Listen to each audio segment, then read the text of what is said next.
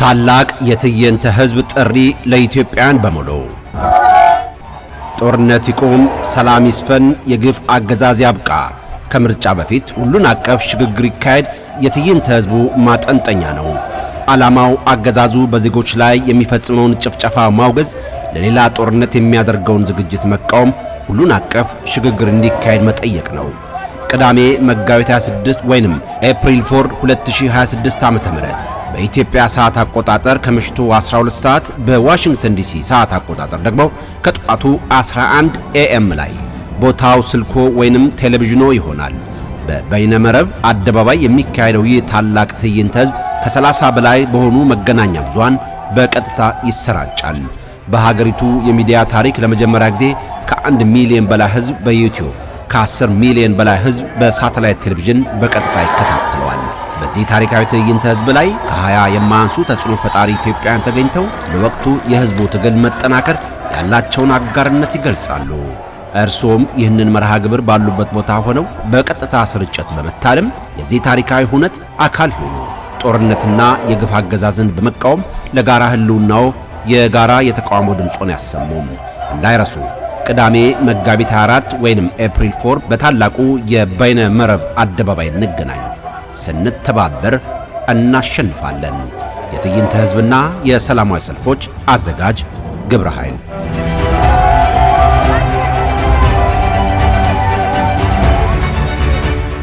ሰላም ጤና ይስጥልን ተመልካቾቻችን፣ እንደምን ዋላችሁ እንደምን አመሻችሁ። ከአንከር ሚዲያ ዝግጅት ክፍል የአክብሮት ሰላምታችን እናቀርባለን። የነዳጅ እጥረቱ በኢትዮጵያ ከፍተኛ የሆነ ማህበራዊ ኢኮኖሚያዊና ፖለቲካዊ ቀውሶችን መፍጠሩ እየተገለጸ ይገኛል። የአብይ አህመድ አገዛዝ የተለያዩ እርምጃዎችን እየወሰድኩ ነው እያለ ነው። የቀጠናዊና ንግድ ትስስር ሚኒስቴር የተለያዩ ትዕዛዞችን ማውጣቱን አስታውቋል። ነዳጅን በተመለከተ መንግስት በየወሩ ከ13 ቢሊዮን ብር በላይ ድጎማ ያደርጋል ብሏል። የአብይ አህመድ አገዛዝ በየከተሞቹ የሚታየው ሰልፍ በከፍተኛ ደረጃ እየጨመረና በተለይም በዋጋ ንረት ላይ ያመጣው አደጋ ከፍተኛ እንደሆነ ነው ከየከተሞቹ የሚደርሱን መረጃዎች የሚያመለክቱት። ከዚሁ ከነዳጅ እጥረት ጋር በተያያዘ በተፈጠረው ቀውስ ጋር የኢትዮጵያ ንግድ ባንክም አዲስ ትዕዛዝ ማውጣቱን ነው የሰማ ነው። ለመሆኑ የነዳጅ እጥረቱ በኢትዮጵያ ኢኮኖሚና በአጠቃላይ በኢትዮጵያ ላይ የሚያሳድረው አደጋ ምን ይመስላል? ይህም በተመለከተ ከኢኮኖሚ ባለሙያ ከሆኑት ከፕሮፌሰር ተሾመ አበበ ጋር ቆይታ እናደርጋለን። አብራችሁ በመሆን ዝግጅታችን እንድትከታተሉ እንጋብዛለን። መልካም ጊዜ።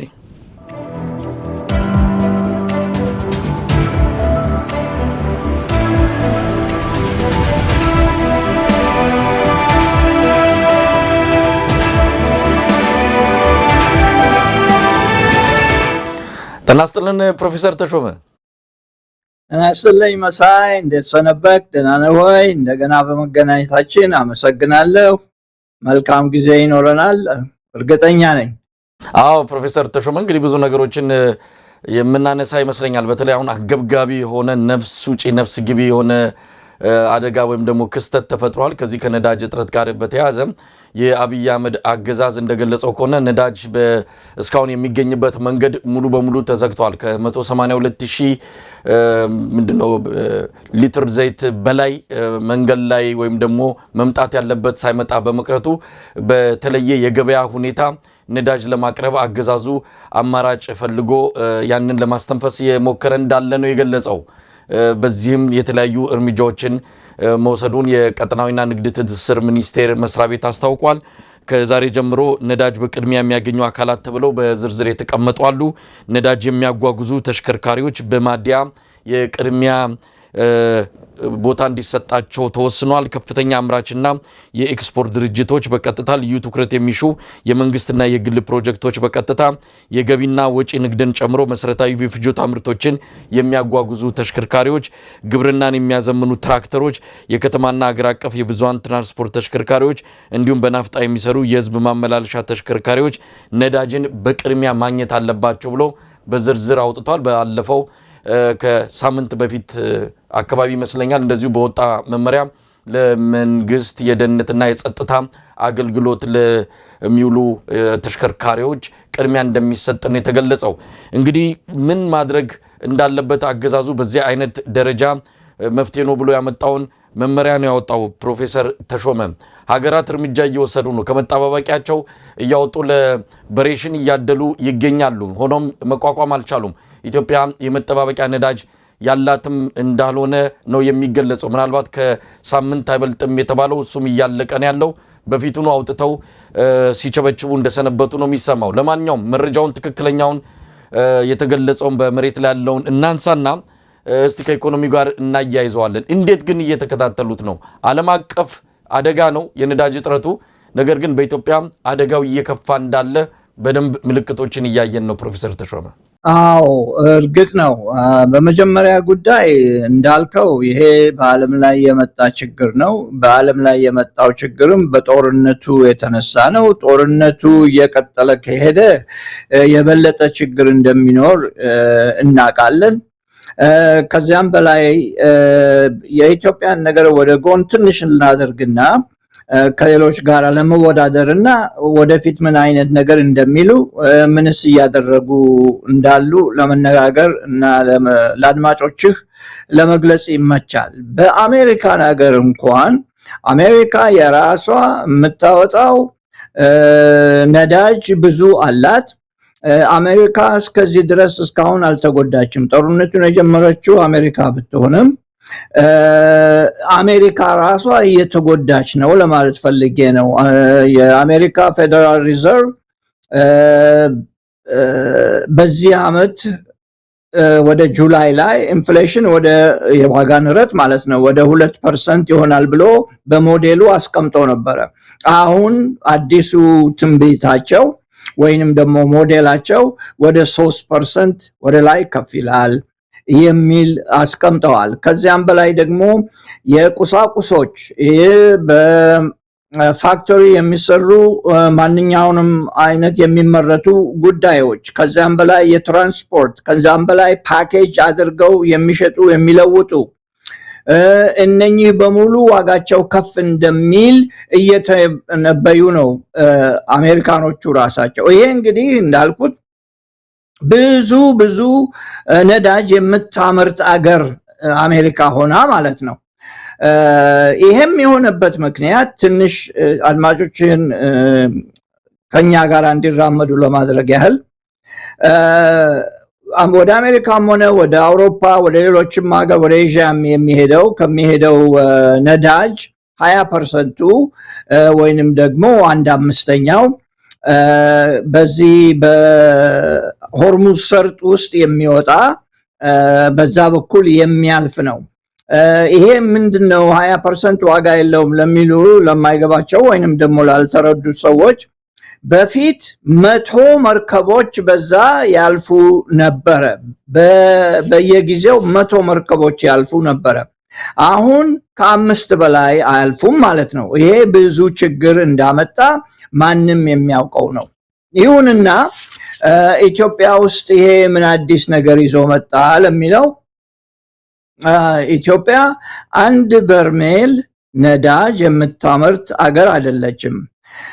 አሜሪካ የሚያመርት ብዙ ለማግኘት የሚችል ይሄን ያህል ጉዳይ ችግር ከደረሰበት ኢትዮጵያ ውስጥ ምን አይነት ችግር ይደርሳል ብሎ ለመገመት አያስቸግርም። ይሁን እንጂ አንድ በአንድ ነገሩን ስናየው የዋጋ ንረትን በአስቸኳይ እንደሚጨምር መገንዘብ አያስቸግርም። ከዛም በላይ ደግሞ የምግብ ዋጋ ወደ ላይ ከፍ እንደሚል ለመገንዘብ አያስቸግርም። መንግስት ራሱ ባወጣው መረጃ 260 ምናምን ቢሊዮን ድጎማ ሰጥቶን ነበረ። ከዚያም በላይ ደግሞ ይሄ ወደፊት የትይዩ ገበያውን ዋጋ ከፍ ማድረግ ስለሚችል አሁኑኑ ለመቆጣጠር ብለን 658 ነው እንደዚህ 658 ሰዎች እርምጃ ተወስዶባቸዋል የሚል ማስታወቂያ ሁሉ ወይንም ደግሞ ማሳሰቢያ ሁሉ አውጥተዋል። ይሄ የመጣው ችግር በዚህ በጦርነቱ ምክንያት የመጣው ችግር በነዳጁ ተያይዞ የመጣው ችግር ለኢትዮጵያ ፈረንጆች እንደሚሉት ፐርፌክት ስቶርም ይሉታል። ፐርፌክት ስቶርም በግራም በቀኝም ለመውጣት የሚያስቸግር ከፍተኛ ችግር ይዞ የመጣ አደጋ ነው ለማለት እንችላለን። እና እያንዳንዱን ምን መደረግ እንዳለበት መንግስት ምን ማድረግ እንደያዘ በጥያቄና መልሱ እንሄድበታለን። ለመግቢያ ያህል ሶስት ነገሮችን ልበል። ኢትዮጵያ ውስጥ በነዳጅ በኩል ያሉት ሶስት ችግሮች አሉ በጠቅላላው ስናስቀምጣቸው። አንደኛ የተደራሽነት ችግር አለ። በኤሌክትሪክ ይሁን በነዳጅ ልዩ ልዩ አይነት ነዳጆች በዛ የተነሳ ይሁን የተደራሽነት ችግር አለ፣ ወይንም ደግሞ የአክሰስ ጉዳይ አለ። ሁለተኛ ችግር ያለው ኢትዮጵያ ውስጥ ተመጣጣኝነት ችግር አለ። ማለትም ይሄ አፎርደቢሊቲ ወይንም ደግሞ ህዝቡ ሊከፍል የማይችለው ህዝቡ ሊወጣ የማይችለው ችግር አለ። በሁለተኛ መንገድ በነዳጅ ከነዳጅ ጋር ተያይዞ፣ በሶስተኛ በኩል ፈረንጆች ሪላያቢሊቲ ይሉታል ወይንም ደግሞ አስተማማኝነት የሌለው ሁኔታ ነው ያለው። እነኚህ ሶስቱን ነገሮች በምን አይነት መንገድ ይሄ የመጣው ችግር ያባብሳቸዋል የሚለውን የምንነጋገርበት ይሆናል። በዛ መንገድ እንሄዳለን። መሳይ እንግዲህ ፕሮፌሰር ተሾመ ምናልባት ኢትዮጵያ ውስጥ የነዳጅን አስፈላጊነት እንግዲህ አንዱ በዛሬው ዕለት የቀጠናዊና ንግድ ትስስር ሚኒስቴር ህዝቡ ማድረግ ያለባቸው ብሎ ከጠቆማቸው አንዱ ነዳጅን መቆጠብ የሚል ነው። ሌላው በእግር መጓዝ የሚልም ነገር አለው። እንደዚህ እንዲህ አይነት የመፍትሄ ሀሳብ መጥቷል። እንደው ኢትዮጵያ ውስጥ የነዳጅን አስፈላጊነት ከኢኮኖሚውም ከተለያዩ ነገሮች አንጻር እንዴት ነው የሚታየው? ነዳጅን መቆጠብ ሲባልስ ምን ማለት ነው የሚለውንም እንደው አንድ ላይ ሊያዩት ይችላሉ። ግን የነዳጅ የኢትዮጵያ ኢኮኖሚ ውስጥ ያለውን ድርሻ እንዴት ነው የሚመለከቱት? በኢትዮጵያ ውስጥ ነዳጅ ያለው ድርሻ ከፍተኛ ነው። በሀገራችን ሲታይ ከሌሎች ሀገሮች ጋር ሲታይ ግን በጣም ዝቅተኛ ነው። በጣም ዝቅተኛ ነው የምልበት ምክንያት ማኒፋክቸሪንግ የለንም ብዙ ኢትዮጵያ ውስጥ። ብዙዎቹ ሀገሮች ነዳጅን የሚጠቀሙበት ወይንም ደግሞ ኃይልን ለማምረት ስለሆነ ያ ኃይል ደግሞ ለማኒፋክቸሪንግ ስለሚጠቀሙበት ብዙዎች ሀገሮች ከኛ የበለጠ ሊጎዱ ይችላሉ። በእኛ ማኒፋክቸሪንግ ብዙ የለንም። ሁለተኛ አሁን በተፈጠረው ሁኔታ ግድቡ ከተሰራ ወዲህ ኤሌክትሪሲቲ ለማምረት ወይንም ደግሞ ብርሃንን እንድናገኝ ለማምረት ያስቻለን ጉዳይ ስለሆነ በዛ በኩል ብዙ ጥቃት ላይኖር ይችላል። ይሁን እንጂ ግን ማንኛውም በቤት የሚሰራ ምግብ፣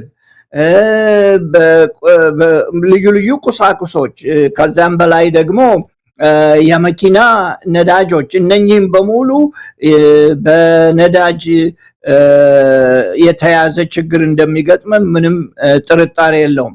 ኢትዮጵያ ውስጥ አሁን ባለው መሰረት ወደ ሚሊዮን ገደማ የሚሆኑ መኪኖች ቢኖሩም ከዛ ውስጥም 300,000 ምናምን ያህል ብዙ የኤሌክትሪክ መኪናዎች አስገብተው ቢኖሩም ህዝቡ አሁንም የሚቀቅለውም የሚያበስለውም በነዳጅ ወይንም ከሀገር ውስጥ ባዮማስ በሚባለው ላይ የተመሰረተ ስለሆነ እንደ ሰለጠኑት ሀገሮች እኛን ሊጎዳን አይችልም። ነገር ግን ያው ያለው ችግር ላለው ማኒፋክቸሪንግ ላለው የኢንዱስትሪ ከፍተኛ ጉዳት ይዞ እንደሚመጣ ምንም ችግር የለውም።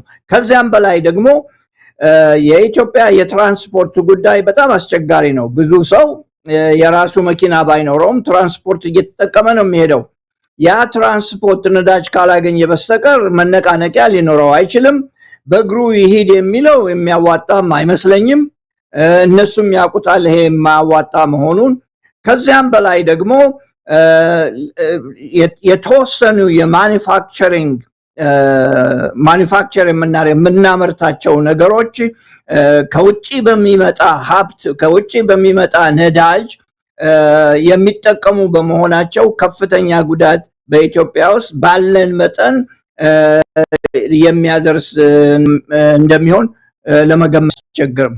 መሳይ ስቴንዶ ፕሮፌሰር ተሾመ ወደ ዋናው ያው ከዓለም አቀፍ ክስተቱ ከዚህ ከመካከለኛው ምስራቅ ጋር በተያያዘ ኢትዮጵያ እንዴት ልትጎዳ እንደምትችል በተለይም ደግሞ አሁን እንደተባለው ከሆነ ወደ 180,000 ሜትሪክ ሊትር ያው የመለኪያው በትክክል ግልጾ እንደሆነ አላቅም ያ ኢትዮጵያ መግዛት ችላ እንዳላገኘች ተጠቅሷል። ሌላ የገበያ አማራጭ አለ ወይ?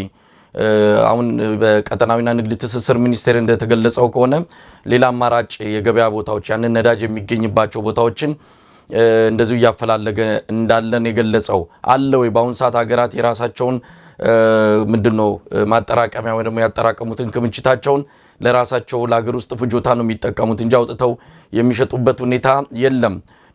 ከየት ሊመጣ ይችላል? እንደው አሁን ተርፏቸው ወይም ደግሞ አሁን የመጣውን አደጋ እያዩ ለውጭ ገበያ የሚሰጡ ወይም ያውጥተው የሚሸጡ ሀገራት አሉ ወይ? እንደዚሁ ከቀጠለ ስምን ልንሆን ነው የሚለው ነገሮች አሉ። ቀደም ሲል ያነሱትን እንደው በስፋት ቢያብራሩት ማለት ነው። እሺ የኢትዮጵያ ነዳጅ ብዙ የሚመጣው በዚህ በሆርሙዝ ሰላጤ ውስጥ የሚመጣ ከኩዌት የሚመጣ ከሳውዲ አረቢያ የሚመጣው በቀይ ባህር በኩል የሚመጣ ነው። ነገር ግን ብዙ ኮንትራቱ ያላቸው ብዙ ኮንትራት ስለሆነ የሚመጣው በሰላጤው በኩል ስለሆነ ከዚያም ደግሞ ይሄ ለመውጣት መርከቦቹ ስላልቻሉ የሚወጡትም ደግሞ የተወሰኑ የተመረጡ በኢራን የተመረጡ ስለሆኑ ያንን አንደኛ ኮንትራቱን ለመለወጥ አይቻልም። ሁለተኛ ደግሞ የሚያመርቱት አገሮች ራሳቸው እያመረቱ አይደለም፣ ለማምረት አልቻሉም። ጦርነቱ ምርቱን እንዲጨምሩበት ወይንም ደግሞ በነበረው ደረጃ እንዲቀጥሉ አላደረጋቸውም። ስለዚህ ሰፕላይ ቼይኑ ራሱ እየተቆረጠ ነው ያለው እና ይሄ ሰፕላይ ቼይኑ ከተቆረጠ ወይም ከተፈረካከሰ ኢትዮጵያና አፍሪካ ውስጥ ያሉት አንዳንድ ሀገሮች በዛ ሰፈር ያሉ ሀገሮች ችግር እንደሚገጥማቸው ለመረዳት ይቻላል። ከዚያም በላይ ደግሞ የሀገሩን ሁኔታ ስናየው ኢትዮጵያ በአዲስ አበባ አካባቢ ያለ ይመስለኛል ዴፖ። ዋናው ግን የኢትዮጵያ ማከማቻ ያለው በአዋሽ አካባቢ ነው። ለምን አዋሽ፣ ውልንጭቲ፣ ሜሶ የመሳሰሉትን ባቡር መንገድ ላይ ያሉትን ማለት ነው እንደ ዴፖ ለመጠቀም እንዳላደረጉ አይገባኝም። ምክንያቱም አገሪቷ አንድ በርሜል ድፍድፍ ዘይት የምታመርት አይደለችም እና ለብዙ ጊዜ ማከማቻ ለብዙ ጊዜ ለአደጋ ይሆናል ብለው ያስቀመጡት ነገር እንዳለ ከዚህ የበለጠ ሌሎች ሰዎች የሚያውቁ ካሉ ከነሱ ለመረዳት እንችላለን። ነገር ግን እኔ አሁን በተረዳሁት ከአዋሽ በስተቀር ምናልባትም ጅቡቲ ሊኖራቸው ይችላል። ከዛ ውጪ ማከማቻ የላቸውም። ለዛ የተዘጋጁ አይመስልም። የተዘጋጁ ቢሆንም እነዚህ ማከማቻ ውስጥ ያሉት ነዳጆች መጀመሪያ አሁን ቅድም አንተ እንደጠቀስካቸው በዋናነት የቅድሚያ የሚሰጣቸው ወገኖች ናቸው እነኝን ለማግኘት የሚችሉት። ቅድሚያ ከሚሰጠው ወገን ደግሞ አንዱ ጦር ሰራዊቱ ነው ወይንም ደግሞ የጦር ኃይሉ ነው። ያለ ነዳጅ የጦር ኃይል የትም መንቀሳቀስ አይችልም። ልክ ቁጭ ብሎ እንደተቀመጠ ጥንቸል ነው የሚሆነው እና ይሄ ችግር ስላለ የቅድሚያነት የሚሰጣቸው እነሱ ናቸው እና ይህንን ለማለት የፈለኩበት ምክንያት አንድ ሀገር እንደዚህ አይነት ችግር ውስጥ ሊመጣ እንደሚችል መገመት እንደማያቅተው ይገባኛል። ከዚያም በላይ ደግሞ አንድ በርሚል ነዳጅ የማያመርት ሀገር ለእንደዚህ አይነት ሁኔታ ለጊዜው ለ6 ወር ሆነ ለ1 ዓመት ያህል የሚበቃ ማከማቸት ያለባቸው ይመስለኛል።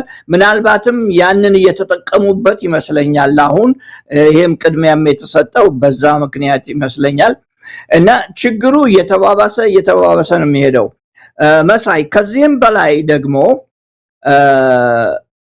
ባለው ሁኔታ ኢትዮጵያ ውስጥ ባለው ሁኔታ ባለው ስርዓት ሲታይ የጥቁር ገበያውን ወደ ላይ ከፍ እያደረገ እንደሚሄድ ምንም ጥርጣሬ የለውም። በቀደም ለታት ትናንትና ማታ ካገኘሁት መረጃ 10 ሊትር የያዘ ጀሪካን በ8,000 ብር እየተሸጠ ነው። 10 ሊትር ያለው ጀሪካን የሚይዝ ጀሪካን በ8,000 ብር እየተሸጠ ነው። 8,000 ብር በኢትዮጵያ ሁኔታ በአሁኑ ሁኔታ የአንድ ወር ደሞዝ ነው። እንግዲህ ቤንዚን ለመሙላት መኪናህን የአንድ ወር ደሞዝ የምታፈስበት ሁኔታ ካለ አንደኛ የዋጋ ንረቱ ከፍ እያለ እንደሚሄድ፣ ሁለተኛ ቁሳቁሶችን ለማብሰል ለመቀቀልም ሆነ ለማንኛውም ጉዳይ ይሄ ዋጋውን እየጨመረ እንደሚሄድ ምንም ጥርጣሬ የለውም። ከዛም አቅርቦቱ ራሱ የሚያቀርቡት ሰዎች ራሱ በትራንስፖርት ስለሚጎዱ ነዳጅም ስለማያገኙ እህልም ማቅረብ ያስቸግራቸዋል ማለት ነው። ይሄ ሁሉ እየተደማመረ የዋጋ ንረቱን ወደ ላይ ከፍ እንደሚያደርገው፣ ከዚያም በላይ ደግሞ ይሄ የትይዩ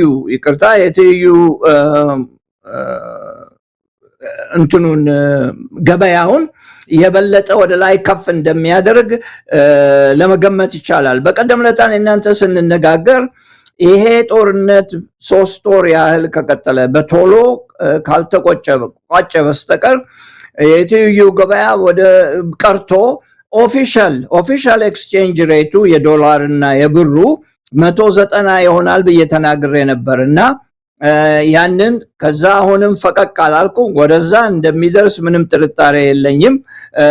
ባይደርስ ደስ ይለኛል። ነገር ግን ሁኔታው ለዛ ሁሉ የሚያቀርብና እንደዛ አይነት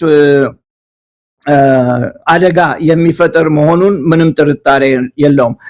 መሳይ ይህንን በተመለከተ ነው መንግስትም ራሽን እናድርግ ብሎ የተነሳበት ምክንያት። አደጋው ከፍተኛ ነው። አንድ ነገር ልጨምር እዚህ ላይ እኔ እናንተ በተነጋገርን ቁጥር አንዳንድ ጊዜ ትጠይቀኝና የለም የኢኮኖሚ ሁኔታ ብቻ ህዝባዊ አመፀኝነትን አያስነሳም የሚል መልስ ሰጥቻለሁ። ደጋግሜ ብያለሁ። ሊሆን የሚችለው እንደዚህ አይነት ሁኔታ ሲመጣ ኢኮኖሚው ሲበላሽ ብቻ ሳይሆን ሌላ ፕሬሸር የሚያደርገው ነገር ሲጨመር ነው የህዝባዊ አመፀኝነት የሚመጣው። ይሄ አንዱ መተኮሻ፣ አንዱ ክብሪት ወይንም መጫሪያ ሊሆን የሚችልበት ሁኔታ ነው ኢትዮጵያ ውስጥ ያለው አሁን እና ራሽን መንግስት ለማድረግ የጀመረበት ምክንያት አንዱ ይሄ ነው። ሁለተኛ ደግሞ መንግስትም እንደሰማነው ሰዎች ፍቃድ ወስደው የዓመት ፍቃዳቸውን ወስደው ወደ እረፍት እንዲሄዱ ለማድረግ የሞከረበት ሁኔታ አለ። ከዚህ ውስጥ ለምሳሌ የተሰጠኝ እኔ እንደተረዳሁት ኢትዮ ኢንጂነሪንግ የሚባል እንትን አለ፣ ተቋም አለ። እኔ የማውቀው ሰው የሚሰራበት መስሪያ ቤት ነበረ። 3,000 ሰራተኞች ስራቸውን በእረፍት ላይ ሄደው ወደ እረፍት እንዲሄዱ ታዘዋል ለማለት ፈልጌ ነው እና ይህንንም አድርጓል። ከዚያም በላይ ደግሞ ሰውን መንቀሳቀስ እንዳይችል ወዲህ መሄድ ወደዛ መሄድ የማይሆንበት ሁኔታ ነው ብለው አስቀምጠዋል።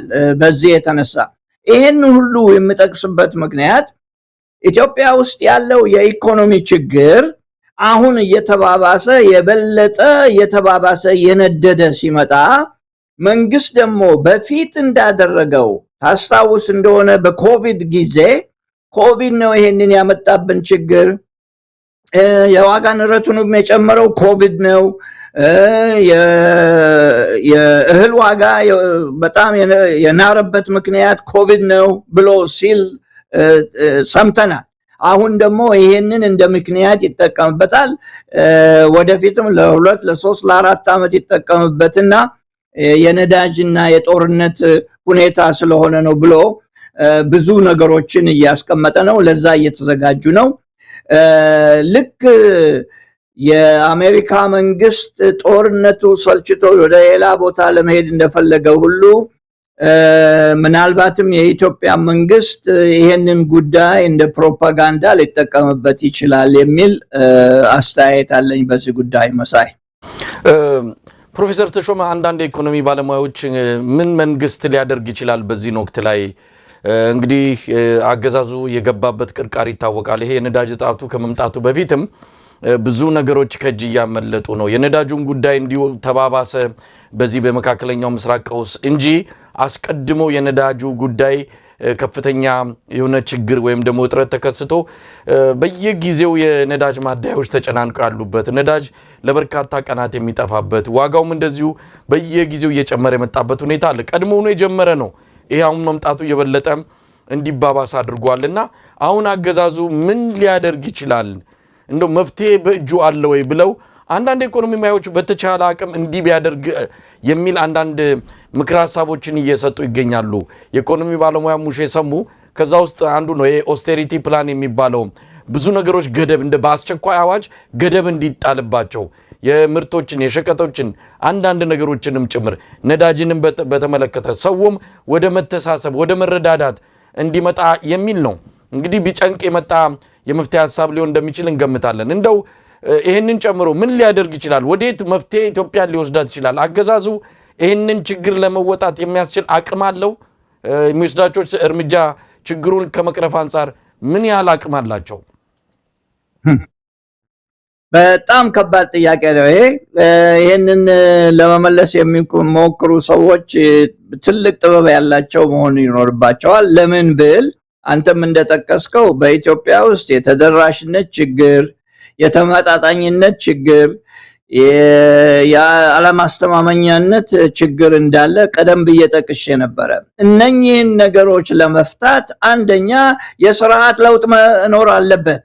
ለምንድን ነው ይሄን ማመጣው? ከአገር ወደ አገር ለመሄድ ወይም ለመዘዋወር የማትችልበት ከአንድ ቦታ ተነስተ አንድን ዕቃ ወደ ሌላ ቦታ ለማስገባት የማትችልበት ነገር ህዝቡ በምን አይነት መንገድ ነው የሚረዳዳ? ምን አይነት ቅዱስ ህዝብ ቢሆን ነው እንደዛ ለማድረግ የሚሞክረው? በጣም ከባድ ነገሮች ናቸው እነኚህ። የነዳጅ እጥረትና ይሄ ችግሩ በጦርነቱ የተፈጠረው ችግር ቀላል ነው ማለት አይደለም። ነገር ግን ስርዓቱ እያባባሰ በቀደም ለታ ብዙ መኪናዎች ወይንም ብዙ ሰዎች ነዳጅ እየደበቁ መሆኑን መንግስት ራሱ ተናግሯል። 658 ሰዎች ወይንም ግለሰቦች ወይንም አካሎች ምርመራ እየተደረገባቸው ነው ይባላል። ምርመራ የሚደረግባቸው ማን ነው? ኢትዮጵያ ውስጥ የነዳጅን ለማከማቸት የሚችል ለመያዝ የሚችል ለመደበቅ የሚችለው ማን ነው?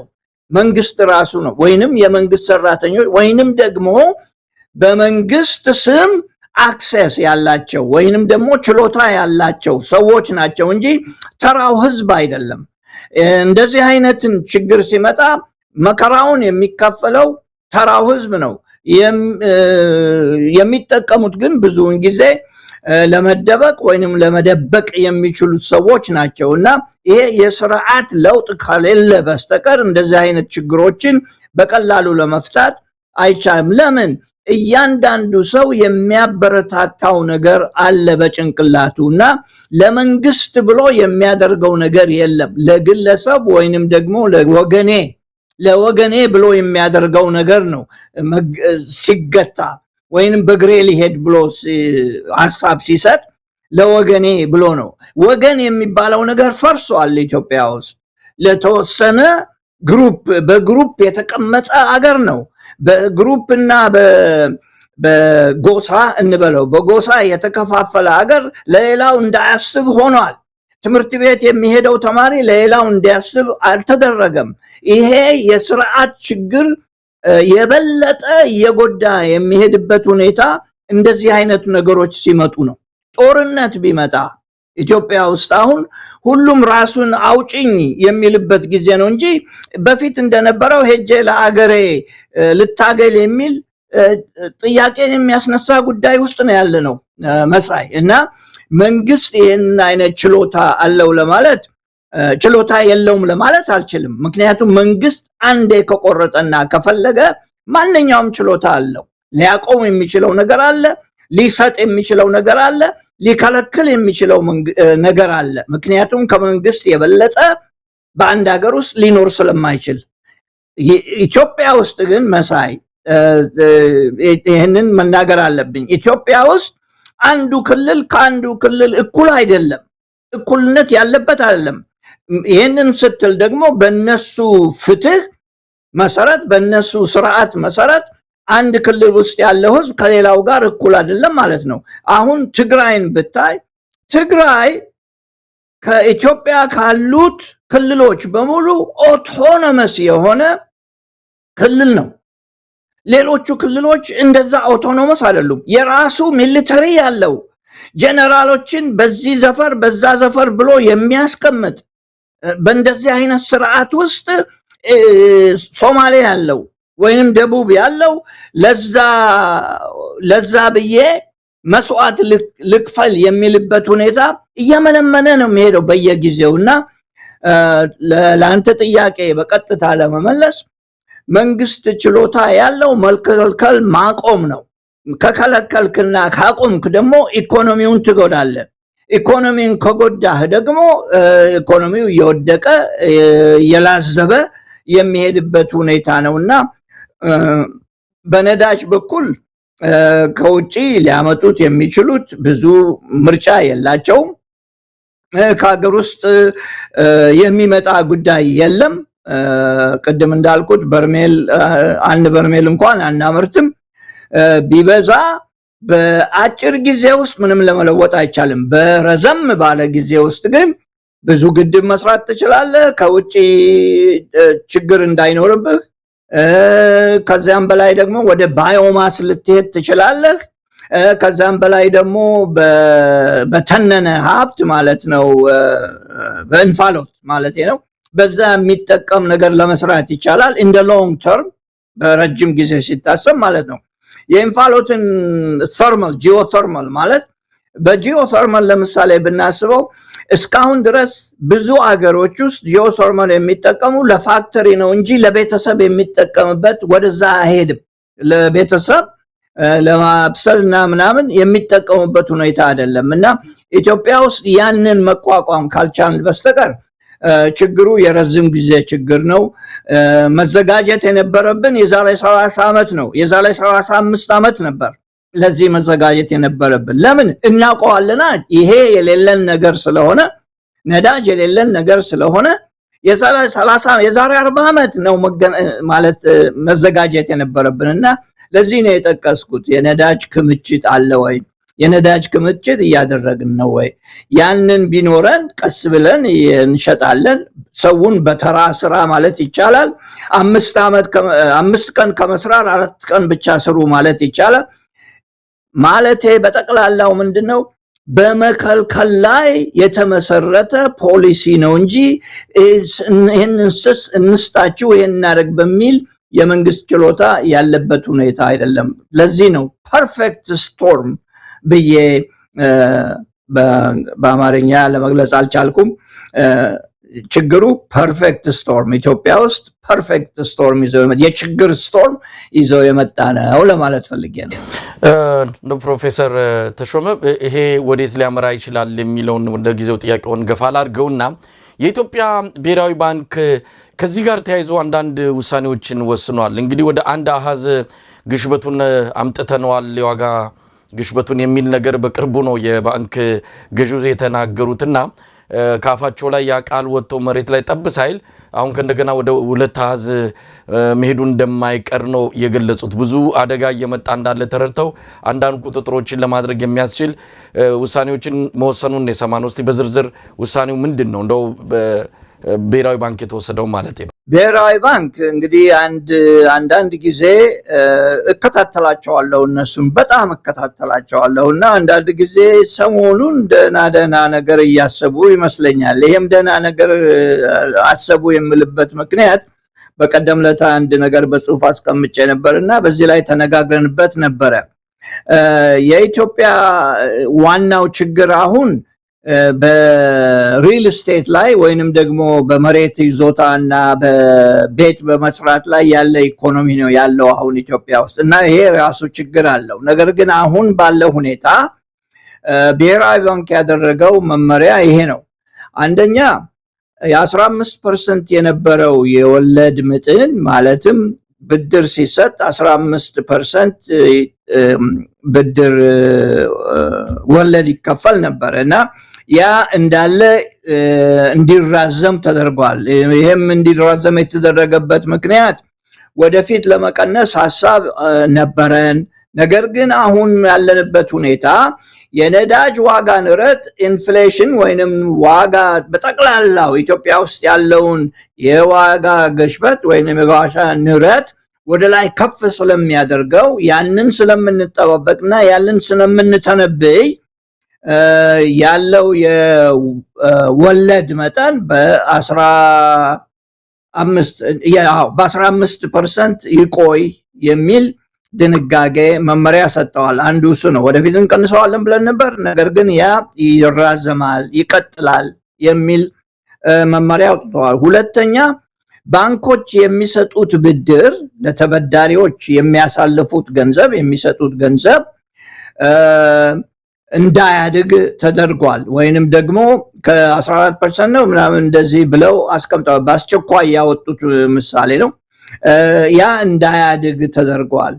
የማያድግበት ምክንያት በዚሁ በነዳጅ ዋጋ የተነሳ ችግር ስለሚፈጥር ማለትም ባንኮች ብዙ ያበደሩ እንደሆነ በርከት አድርገው እያበደሩ የሄዱ እንደሆነ ሰው ያችን ተበድሮ ወይንም ኩባንያዎች ያንን ተበድረው ወይንም ግለሰቦችም ሆነ ሌሎችም ተበድረው እንዳይረጨዋት ተብሎ ነው። ያ ደግሞ ዋጋን ከፍ ስለሚያደርግ ያንን ባለበት ሁኔታ ለማቆም ከዚያም በላይ ደግሞ በሶስተኛ መንገድ የዋጋ ንረትን በአንድ አሃዝ ለማስቀመጥ ሞክረን ነበረ። ችሎታችንንም አሳይተን ነበር ይላሉ። እነሱ እንደሚሉት ነው ምለው እነሱ እንደሚሉት ነው። ከ10 በታች አውርደነዋል ማለት ነው። አንድ አሃዝ ሲባል 9 8 7 ማለታቸው ነው። ወደዛ ለማውረድ ሞክረን ነበረ። የኔን አስተያየት ሰጣለሁ ከዚህ ቀጥዬ። ግን እነሱ ያሉት ያንን ለማድረግ ሞክረን ነበረ። እንዳውም አንዳንድ ጊዜ ትንሽ ተስፋ ነበረን፣ አሳይተንም ነበር። ያ ላይሆን ይችላል ወደፊት እና ተጠንቀቁ፣ እወቁ ለማለት ነው። ይሄንን እነኚህን ሶስቱን መመሪያዎች ያወጡት እነኚህ ሶስቱ መመሪያዎች በናሽናል ባንክ ወይንም ደግሞ በኢትዮጵያ ብሔራዊ ባንክ አሁን እንጃ ሰዓታትም አልሞላው እነሱ ናቸው ያወጡት። በእኔ አስተሳሰብ ባንኮች የተወሰነ ወለድ እንዲጠይቁ የሚደረገው በሌሎችም አገር የተለመደ ነው። ነገር ግን እንደ ኢትዮጵያ ይሄንን የሚያህል ወለድ ሰብስብ የሚል አመራር የለም። እንትን አለው፣ ወደብ አለው፣ መስመር አለው። በዛ መስመር ውስጥ ምንም ማድረግ ይችላሉ ባንኮቹ። አንዱ እሱ ነው። ሁለተኛ ኢትዮጵያ ውስጥ አሁን ባለው ሁኔታ ብዙ ሰዎች ብድርም ለማግኘት ለመጠየቅም የሚፈልጉበት ምክንያት ሊኖራቸው አይችልም። ለምን ቢባል የዋጋ ንረት ቢወጣም ብዙ ገንዘብም ቢያስፈልጋቸውም አንድን ነገር ለማከናወን ባንክ ሄደው የሚያደርጉት ነገር አይደለም። ለምን? የሚያገኙት ወደ ቤታቸው ይዘው የሚሄዱት ገቢ የተለወጠ ስላልሆነ ያደገ ስላልሆነ እና በዛ በኩል ያለው ችግር እየቀጠለ ነው የሚሄደው። በሶስተኛ መንገድ የዋጋ ንረትን ወደ አንድ አሃዝ ለማምጣት ሞክረን ነበረ፣ ወደፊትም እናደርጋለን ብለን አስበን ነበር የሚለው የኔ የማይሆን ህልም ነው። መሞከራቸው ጥሩ ነው፣ ነገር ግን ሊያደርጉትም አይችሉም። እነሱ 10% አድርገናል ሲሉ ሌሎች የሚሉት 15% ደርሶ ነበር የሚሉ ናቸው። 15% ሲል የኢትዮጵያ መንግስት 30% የዋጋ ግሽበት ወይንም የዋጋ ንረት እየታየ ነበርና እነሱ የሚሰጡት ቁጥር እስከዚህ የሚያስተማምን አይደለም። ይሁን እንጂ መሳይ ለፖለቲካ አንደኛ ለፕሮፓጋንዳ፣ ሁለተኛ ለኢኮኖሚ ውድቀትና ላላቸው ዓላማ አለመሳካት ምክንያት ይሆናል። ነገሩ ከጦርነት ልክ አሜሪካ እያደረገ እንዳለው ወደ ፕሮፓጋንዳ ጦርነት እየተለወጠ ነው እና ኢትዮጵያም እንደዚሁ ሊጠቀሙበት ይችላሉና ሁላችንም የምንጠብቀው ነገር ነው። ይሄንን ጉዳይ የጦርነቱንም ሆነ የነዳጅ ዋጋ ከፍ ማለቱን እንደ ፕሮፓጋንዳ የሚጠቀሙበት ይመስለኛል። ያንን ለማድረግም የታለመ የብሔራዊ ባንክ አስተያየት ወይንም መመሪያ ነው። ብዙዎች ሀገር እንደሚደረገው እንደዚህ አይነት ነገር ሲጠበቅ ችግር ሲጠበቅ ወደፊት ዋጋ ንረት ከፍ እያለ ነው የሚሄደው ተብሎ ሲጠበቅ እነሱም አሁን ያደረጉት አይነት እርምጃ ይወሰዳል። ነገር ግን ይጠቅማቸዋል አይጠቅማቸውም የሚለውን ወደፊት የምናየው ነው። በቀደም ለታ በንግግራችሁ ላይ አንተና ወንድሜ ዮናስ ስለ ኢኮኖሚ እድገት ትነጋገሩ ነበረ እና የኢኮኖሚ እድገት ቲዮሪ አለው። ያንን ቲዮሪ በዛ ላይ ብዙ መግለጫ በጣም ጥሩ አድርጋችሁ አስቀምጣችኋል። እኛ ደግሞ በየጊዜው ያለውን ነገር ነው የምንነጋገርበትና በየጊዜው ያለው ነገር ደግሞ ለመጨበጥ የማይቻል በአንድ በኩል፣ በሌላ በኩል ደግሞ ለመተንበይ የሚቻል ለምን ባለው ኤክስፒሪየንስ ስለሚታይ በዛ መንገድ እያየነው ነው ለማለት ፈልጌ ነው። መሳይ ምናልባት ምን ሊከሰት ይችላል? ይሄ ነገር አብይ አህመድ ሌላ የጦስ ዶሮ አግኝቷል። በእርግጥ የውጭ ባለው በዚህ በዓለም አቀፍ ደረጃ ባለው ቀውስ ምክንያት ነው፣ በእኛ ብቻ የመጣ አይደለም በዓለም የመጣ ነገር ነው የሚል ሰበብ ምክንያት ሊያመጣ ይችላል። ግን ይህንኑ ባለፈውም በተደጋጋሚ የምናነሳው ነው። እነሱ ስለተበጠበጡ እኛ የምንበጠበጥበት፣ እነሱ ሌላ ችግሩ ሲገቡ እኛ የምንቸገርበት የለም። እኛ ከነሱ ችግር እድልን ፈልቅቀን ማውጣት ነው ያለብን ብሎ ተናገረና ያ የተናገረው ነገር ከጆሮአችን ግድግዳ ሳይጠፋ ነው እንግዲህ ይሄ ነገር ተከሰተና መውጫ ማጣፋያ ያጠረው። ስለዚህ ምን ሊከሰት ይችላል? እንዳለመታደል ሆኖ አፍሪካ ሀገር በተለይም እንደ ኢትዮጵያ ስተትም እየሰሩ ህዝብም እየገደሉ የተሳሳተ ፖሊሲ ህዝብ ላይ ጭነው ያ ስተት መሆኑ ተጋልጦ ብዙ ኪሳራ አድርሶ ስልጣን መልቀቅ የሚባል የሚታሰብ አይደለም። እንደውም ሽልማት ስጡን ነው የሚሉት እና አብይ አሁን ያመጡት ነገር ብንበላሽም ብንከስርም ብናጠፋም በቃ መቀጠል ያለብን እኛ ነን፣ ኢትዮጵያ ከኛ ውጭ ማንም ይመራት የለም ብለው አይናቸውን ጨፍነው ነው እየገሰገሱ ያሉት።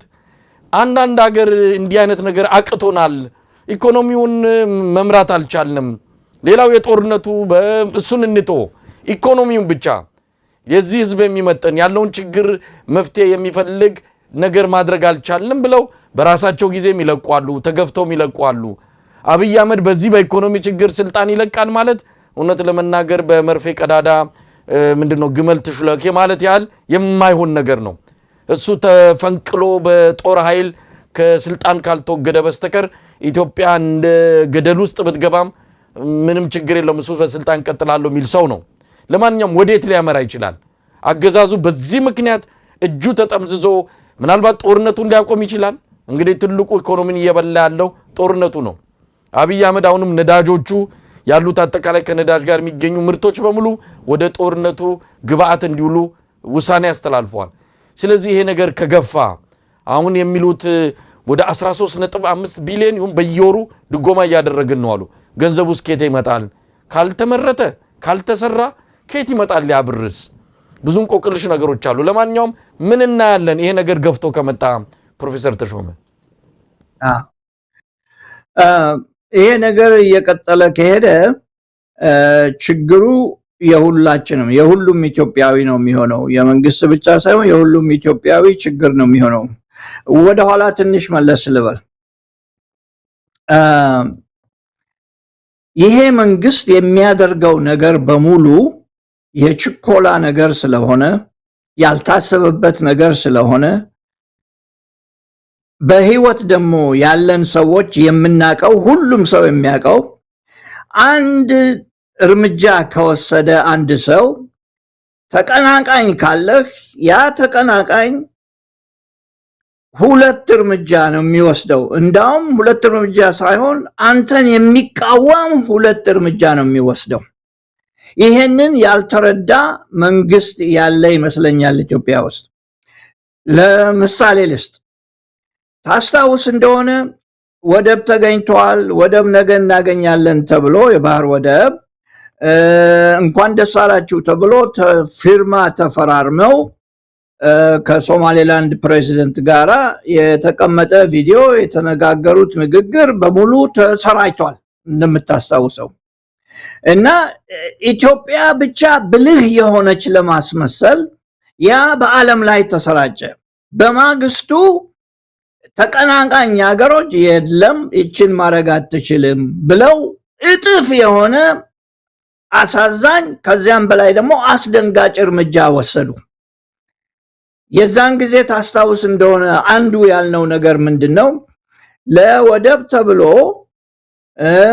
ሳይመካከር ወይንም ደግሞ ሌሎች የሚያደርጉትን ነገር ሳያስብ ፊርማ ከተፈረመ በኋላ በማግስቱ ግብፅና ሌሎቹ ድንበራችን ድረስ መጡ። ድንበር ድረስ አመጣቸው። ግብፅ እዛ አልነበረችም በፊት። የመጣችበትም ምክንያት ይሄ ፊርማ ነው እዛ ያመጣት። አሁን ነገሩን ለመደምደም ያህል ይህንን ምሳሌ መጨረሻ ያህል አሁን ምንድነው የሚሆነው? ሰምተህ እንደሆነ ትናንትና በባይዳዋ ያለው የኢትዮጵያን ይደግፍ የነበረው ባለስልጣን ኢትዮጵያ ብዙ ደም ያፈሰሰችበት ቦታ ታስታውስ እንደሆነ በመለሰ ጊዜ ባይዳዋ ነበር ምላሹ፣ ግብዣው ምኑ ወደዛ ነበር የሚኬዱት። አህመድ ዩሱፍ ነው ምናምን የሚባል ሰው ነበር እዛ። እና ይሄ ባይዳዋ የተባለው ቦታ ለኢትዮጵያ በጣም አስፈላጊ ቅርብ ስለሆነ ስትራቴጂክ የሆነ ቦታ ነው። አሁን ምን ይሆናል? አሁን የሆነው ምንድነው? ቱርክ ራሱ በአውሮፕላንም ሆነ በድሮን ሰዎቹን እዛ አጥቅተው ሰውየውን አባረሩት ከቦታው። የኢትዮጵያ ደጋፊ የነበረውን ሰው ያስወጡት ከዛ። ይህን ሁሉም ማመጣበት ምክንያት ለምንድን ነው? የሚሰራው ስራ የሚደረገው ነገር ሌሎች በምን አይነት መንገድ ያዩታል የሚለውን ነገር አይጨምርም። እኔ በምን አይነት መንገድ ልታይ፣ እኔ በምን አይነት መንገድ ይሄንን ነገር ላሳምር በሚል መንገድና ለኢትዮጵያ ጥቅም ብቻ ምናልባትም ለኢትዮጵያ ጥቅም ብቻ የታለመ የሌላውን ሀገር ኢንተረስት የማይመለከት አይነት ስራ ነው እየሰራ ነው ያለ ነው እየተደረገ ያለው። ይሄ ስህተት ነው ማለት አይደለም ሙሉ በሙሉ። አንዳንድ ጊዜ የምታደርገውን ነገር ሌላው መልስ ላይሰጥ ይችላል። ግን በኢንተርናሽናል ሪሌሽን ቲዮሪ አንተ የምታደርገውን ሁልጊዜ ተቀናቃኝ ኃይል ካለ ኦፖዚት እንዳውም በትርፍ የበለጠ አድርጎ ያስቀምጣል እና የምትገባበትን ነው የሚያሳጣ። የኢትዮጵያ ሁኔታ እንደዛ እየሆነ ነው አሁን። በአንድ በኩል እዚህ ጦርነት አለ፣ በሌላ በኩል ጦርነት አለ። እንደ ኢትዮጵያ የተከበበ አገር እስካሁን ድረስ ጦርነት ባይፈነዳም እንደ ኢትዮጵያ የተከበበ አገር እኔ አላቅም። አንተ ታውቅ ይሆናል፣ እኔ አላቅም በየትኛውም ቦታ የተከበበ ሀገር። እና ይሄም የሆነበት የፖሊሲ ችግር አለ። የፖሊሲው ችግር ደግሞ የሚመጣው ካለማሰብ፣ ሌሎች ምን አይነት ኢንተረስት አላቸው፣ ሌሎችስ በምን አይነት መንገድ ነው የሚያዩን፣ እነሱስ አጸፋ የሚመልሱት በምን አይነት መንገድ ነው የሚለው ችግር ነው። በቀደም ለታ እኔ እናንተ ስንነጋገር አንስቸው ነበር ይሄንን። ጠቅላይ ሚኒስቴሩ ወደ ዱባይ በጦርነቱ መካከል ተነስቶ ወደዛ ሄደ እና ምናልባት ጥቅም ይኖረዋል፣ ምናልባትም ደግሞ ስህተትም ሊሆን ይችላል የሚል ነገር ተነጋግረን ነበር እዚህ። እኛ ባለሙያዎች አይደለም በጉዳዩ። አሁን ግን እያየን ያለው ነገር ምንድን ነው? ጥምረቱ በግብፅ፣ በቱርክ፣ በሳዑዲ አረቢያና በፓኪስታን ሆኗል። አሁን ጥምረቱ ከነኚህ ሀገሮች ጋር ያለን ግንኙነት ምንድን ነው? ወደፊትስ ምን ሊያደርጉን ይችላሉ የሚለውን መርምረው የተረዱት ቢሆንም አይ በግዴለሽነት የተደረገ ጉዞ ነው ያ ባይነኝ እኔ። በሌሎች ሀገሮች ጦርነት ውስጥ እኛ መግባት ያለብን አይመስለኝም እኔ በበኩሌ። ምክንያቱም የራሳችን ችግር ብዙ ስለሆነ የራሳችን ችግር መፍታት ስላልቻልን ይሄው 50 ዓመት 60 ዓመት ሆኖናል። ችግራችንን መፍታት ካልቻልን ያንን እስክንፈታ ድረስ ችግራችን መሳይ የቀጠለ ነው የሚሄደው። ለምን የተቀመጠው ፊሎሶፊ ወይንም አስተሳሰብ ከችግር የሚያወጣን አይደለም። የተቀመጠው ስርዓት ከችግር ሊያወጣን የሚችል ስርዓት አይደለም። ከችግር የሚያወጣ ስርዓት ቢሆን ኖሮ ከችግር ወጥተን ነበረ። ለምን አልወጣንም የሚለው ከስርዓቱ ነው። ያን ስርዓቱን የሚመሩት ደግሞ ጥቅም ያላቸው ብሔርተኞች ናቸው። እነኚህ ብሔርተኞች ለቀቅ አድርገው እስቲ ሌሎች የሚሉት እንስማ ለማለት የሚፈልጉበት መንገድ የለም። አንደኛ። ሁለተኛ ይሄው እንደምታውቀው አንተም ምርጫ እያሉ አሁን ዘፈኑ ተነስቷል። ምርጫ ምርጫ ምርጫ ነው። ምርጫ በምን አይነት መንገድ ነው ምርጫ የሚሆነው? ምርጫ የሚሆነው ሰው የልቡን ለመናገር የልቡን ለመምረጥ የፈለገውን ሰው ለማስቀመጥ የሚችልበት ሁኔታ ሲኖር ብቻ ነው። ያ እስካልሆነ ድረስ ይሄ ዝም ብሎ ሰርቲፊኬት ለማግኘት የሚደረግ ምርጫ መባልም የለበትም። እኔ በእኔ አስተሳሰብና ላነሳኸው ጥያቄ በረዘም ባለ መንገድ ነው የነካሁት። ነገር ግን ቀጥታ መልስ ለመስጠት በጣም ያስቸግረኛል። ሙያውም የለኝም፣ በዛ እውቀቱም ላይኖረኝ ይችላልና ብዙ ሰዎችም ያሉ አይመስለኝም በዚህ ሁኔታ። ምክንያቱም ስትራክቸራል የሆነ ችግር ኢትዮጵያ ውስጥ ስላለ ስርዓቱ ይለወጥ ስንል አንድን ሰው ጠልተን አይደለም። ስርዓቱ ይለወጥ ሲባል ስርዓቱ ችግር እየፈጠረ ነው እንጂ ችግርን እየፈታ አይደለም። ችግርን የሚፈታ ስርዓት ቢሆን ኖሮ ለምን ኢትዮጵያ በየቀኑ ችግር ውስጥ ትገባለች? ቅድም እንዳልኩት 50 ዓመት 60 ዓመት በቂ አይደለም እንደ ችግርን ለመፍታት? በምን አይነት ሁኔታ ነው እንደዚህ የሚዘለቀው? እና ተነስቶ እሱ የሚሄድበት ምክንያት የለም አይኖርምም። አንድ ምክንያት ፈጥሮ እኔ እንዳውም ይሄ ምርጫ የሚባለው ነገር የሚከናወንም አይመስለኝም። ሁኔታውም ትክክል አይደለም፣ ስርዓቱም ትክክል አይደለም። ቅድመ ሁኔታዎች መኖር አለባቸው። አንድ ሰው ለመምረጥ ራሱን ሄዶ መናገር አለበት። ምረጡኝ ብለህ ስትነሳ አንተ እስር ቤት የምትገባበት ምክንያት ፈጥረው ስለሚከቱ ይሄ ምርጫ ሊሆን አይችልም። ይሄ ቀልድ ነው እና የኔ መልስ በዛ ላይ ያተኮረ ነው። መሳይ እንግዲህ ፕሮፌሰር ተሾመ የመንግስት ባለስልጣናት ሰሞኑን በስፋት እየወጡ ከመጣው የነዳጅ እጥረት አደጋ ጋር በተያያዘ የመፍትሄ ሀሳብ ሲገልጹ አንድም ቁጠባን ነው። ነዳጅ ቆጥቡ፣ በእግር ተጓዙ። ይህንን የትራንስፖርት ሚኒስትሩ ገልጸውታል።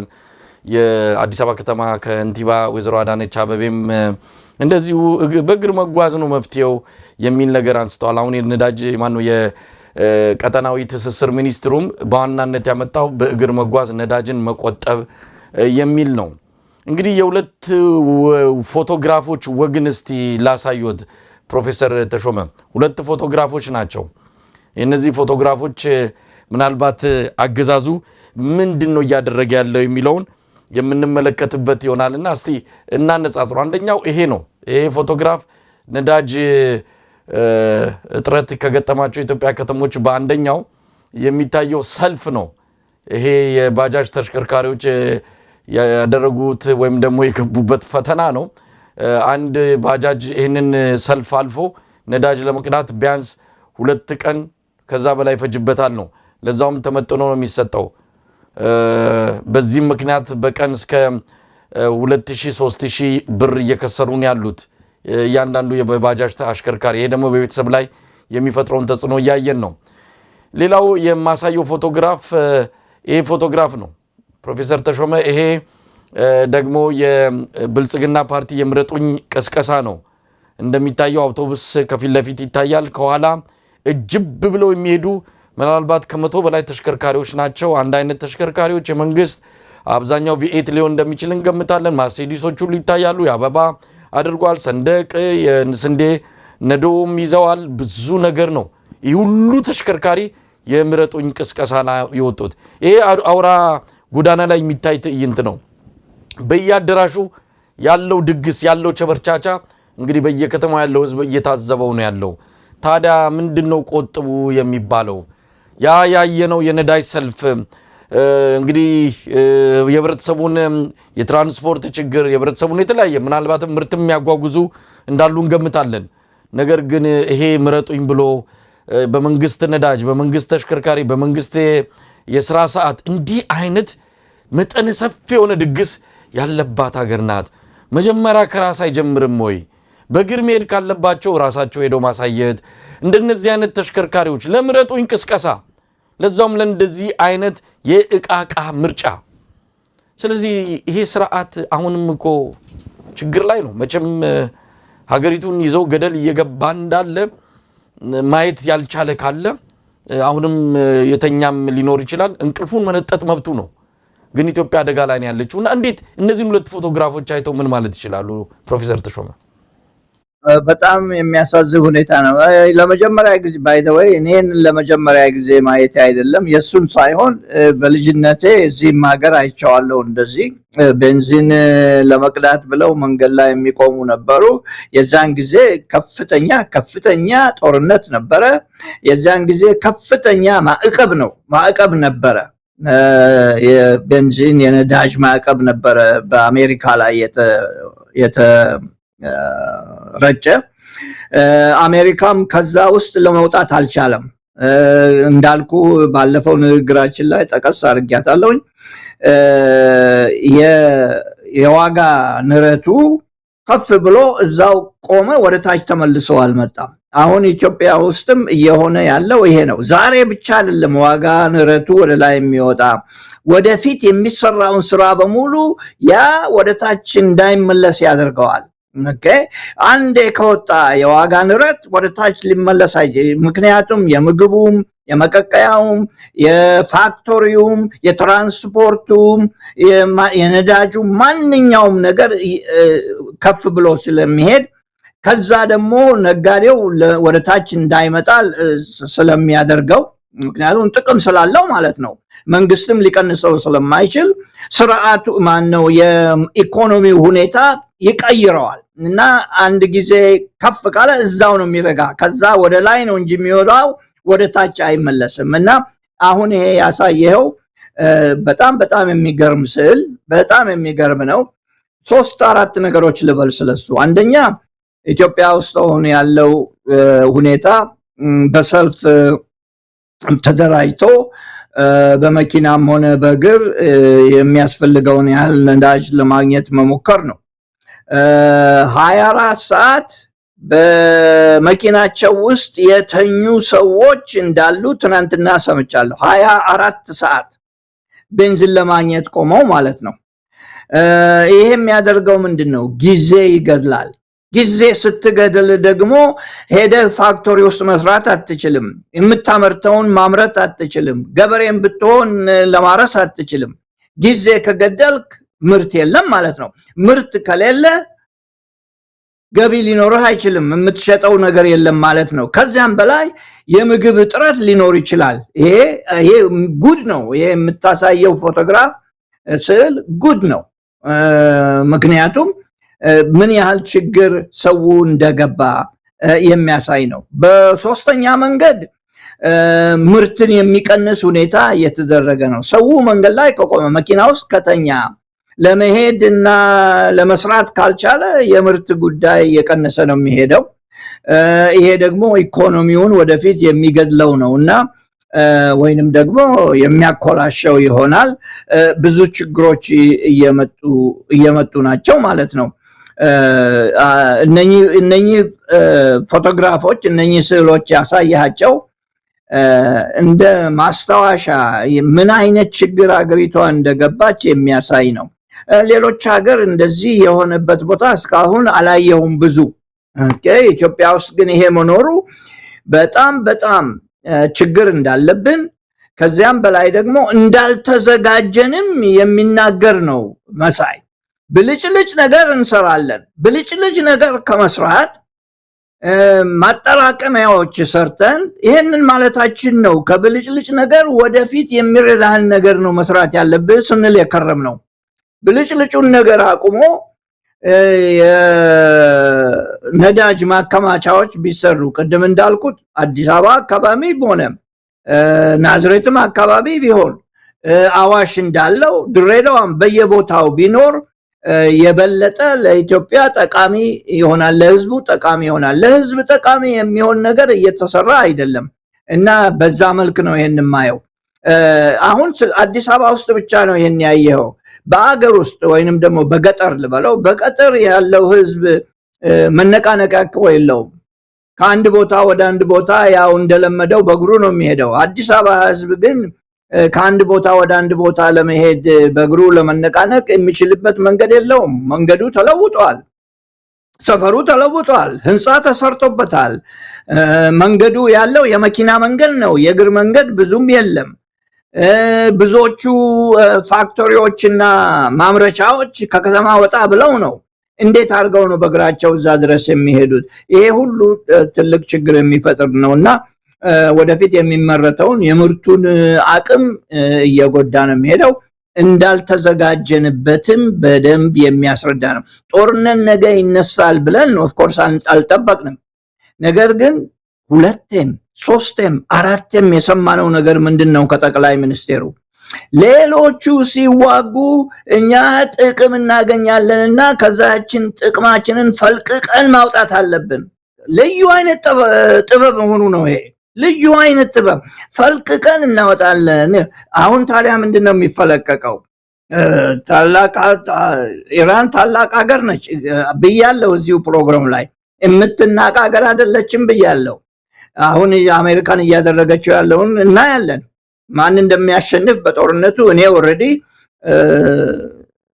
እንትን ብያለሁኝ፣ ወስኛለሁ ማን እንዳሸነፈ። በዚህ በልዑልነታቸውን ይዘው ሉዓላዊነታቸውን ይዘው የተቀመጡ ሀገሮች ናቸው ሁልጊዜም የሚያሸንፉ። በአውሮፕላን ብደበድባቸው ምንም ችግር የለም።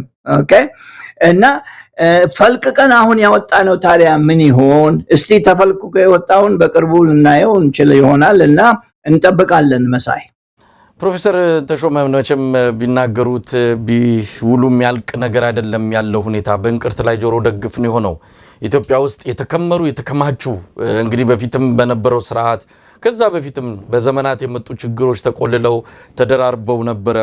ህወሓት እነዚህ ችግሮች ላይ ሌላ ችግሮች ጫነብን። እነሱን ሳንገላገል ደግሞ ብልጽግና የሚባል ከየትኛውም ኢትዮጵያ ውስጥ ከተፈጠሩ ሀገር ከመሩ አገዛጆች የበለጠ ደካማና እውነት ለመናገር በእንደዚህ አይነት ቋንቋም እዚህ ላይ መግለጽም የሚያስፈልግ አይደለም። ግን እንዲህ አይነት ስርዓት መጥቶ ደግሞ የበለጡ ብዙ አያሌ ችግሮችን የኢትዮጵያውያን ትከሻ ላይ ጭኗል። እንዴት እንላቀቃለን? ግራ የሚገባ ነው፣ እንቆቅልሽ ነው። ለዚህ ግን መፍትሄው ምንድነው ነው? ምንድነው መፍትሄው? ምንድነው መደረግ ያለበት? እንግዲህ በትጥቅ ትግል የጀመሩ አሉ። ይሄን ምርጫ ተስፋ ያደረገ የለም። ራሱ ብልጽግናም ተስፋ አላደረገም። እንዲሁ የሆነ የህጋዊነት ሰርቲፊኬት አግኝቼ በዓለም አቀፉ ማህበረሰብ ዘንድ ምርጫ አካሂዷል፣ በምርጫ የተመረጠ መንግስት ነው የሚል ምንድነው መገለጫ ተሰጥቶኝ ይቀጥላለሁ በሚል እንጂ የኢትዮጵያውያንን የዲሞክራሲ ጥም የእንደዚሁ የነጻነት ጥምና የመምረጥ መብትን የሚመለከት ያንን ጥም የሚቆርጥ አይደለም። ይሄን ይታወቃል። እንዲሁ ዝም ብሎ ገንዘብ እየወጣ ነው። በትንሹ ከ10 እስከ 15 ቢሊዮን ብር ነው ለዚህ ምርጫ እየወጣ ያለው። ይሄ ምናልባት በተወሰነ ደረጃ የአንድም የሁለት ወርም ቢሆን የሶስት ወርም ቢሆን ነዳጅ መግዣ ይሆነን ነበረ። ግን ምርጫው እንደዚህ ቀልድ እንደሆነ እንደዚህ ቧልት እንደሆነ በ130 ሚሊዮን ህዝብ ላይ አብይ አህመድ እየቀለደ የምርጫ ሂደቱን አስቀጥሏል። በዚህ የኢትዮጵያ መፍትሄ ይገኛል ብሎ የሚያምን ምናልባት በህይወት ያለ ኢትዮጵያዊ ካለ አላቅም። ነገር ግን ምንድነው ታዲያ መፍትሄው? በትጥቅ ትግል ያሉት መሳሪያ ነው ይህንን ስርዓት የሚያንበረክከው፣ ከዛ ውጭ የለም ይላል።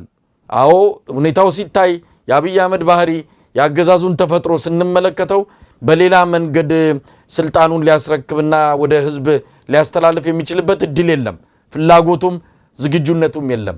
ስለዚህ ታዲያ የኢትዮጵያ ህዝብ ምንድነው የሚጠብቀው? እንግዲህ ምንድነው ተገፍቶ ይሄ ነገር በራፉ ላይ ደረሰ።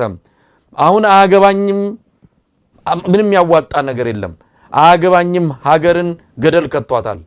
አሁን አያገባኝም አይደለም እያንዳንዱን ቤት በር ያንኳካ ያለ ችግር ነው ከዚህ ማምለጥ ማንንም አይችልም መፍትሄው አሁን ነው ዛሬ ምን ማለት ይቻላል እንደ ፕሮፌሰር ተሾመ እሺ ወሳኝ የሆነ አባባል ነው ያልከው ያነሳቸው በጣም ሁሉንም ኢትዮጵያዊ የሚነኩ ነገሮች ነው ያነሳው እንዴት ብትለኝ መሳይ ኢትዮጵያ ውስጥ ያለው ስርዓት አንድን ወገን ለመጉዳት ተብሎ የተቀመጠ ስርዓት ነው የትም ሀገር ብትሄድ ወገንን ለመጉዳት የተቀመጠ ስርዓት መጨረሻው የማያምር ነው ለምን ህዝብ እየተረዳው ሲሄድ ይለወጣል የሰውን ሐሳብ ይለወጣል ጄነሬሽኑ የተለወጠ ሲሄድ ያንን ይለውጣል የሚል እምነት ስላለ ነው በትምህርቱ በሚሰጠው አስተያየት በመሪዎቻቸው ችሎታ ይሄንን በመሳሰሉ ነገሮች ሰው ህዝቡ እየተለወጠ ይሄዳል ኢትዮጵያ ውስጥ ግን ያለው ስርዓት ቀጥታ ለነጋገር አማራን ለመጉዳት የተጀመረ የተነሳ ስርዓቶች ናቸው ከደርግ ጀምሮ ደርግ ሲያጠቃ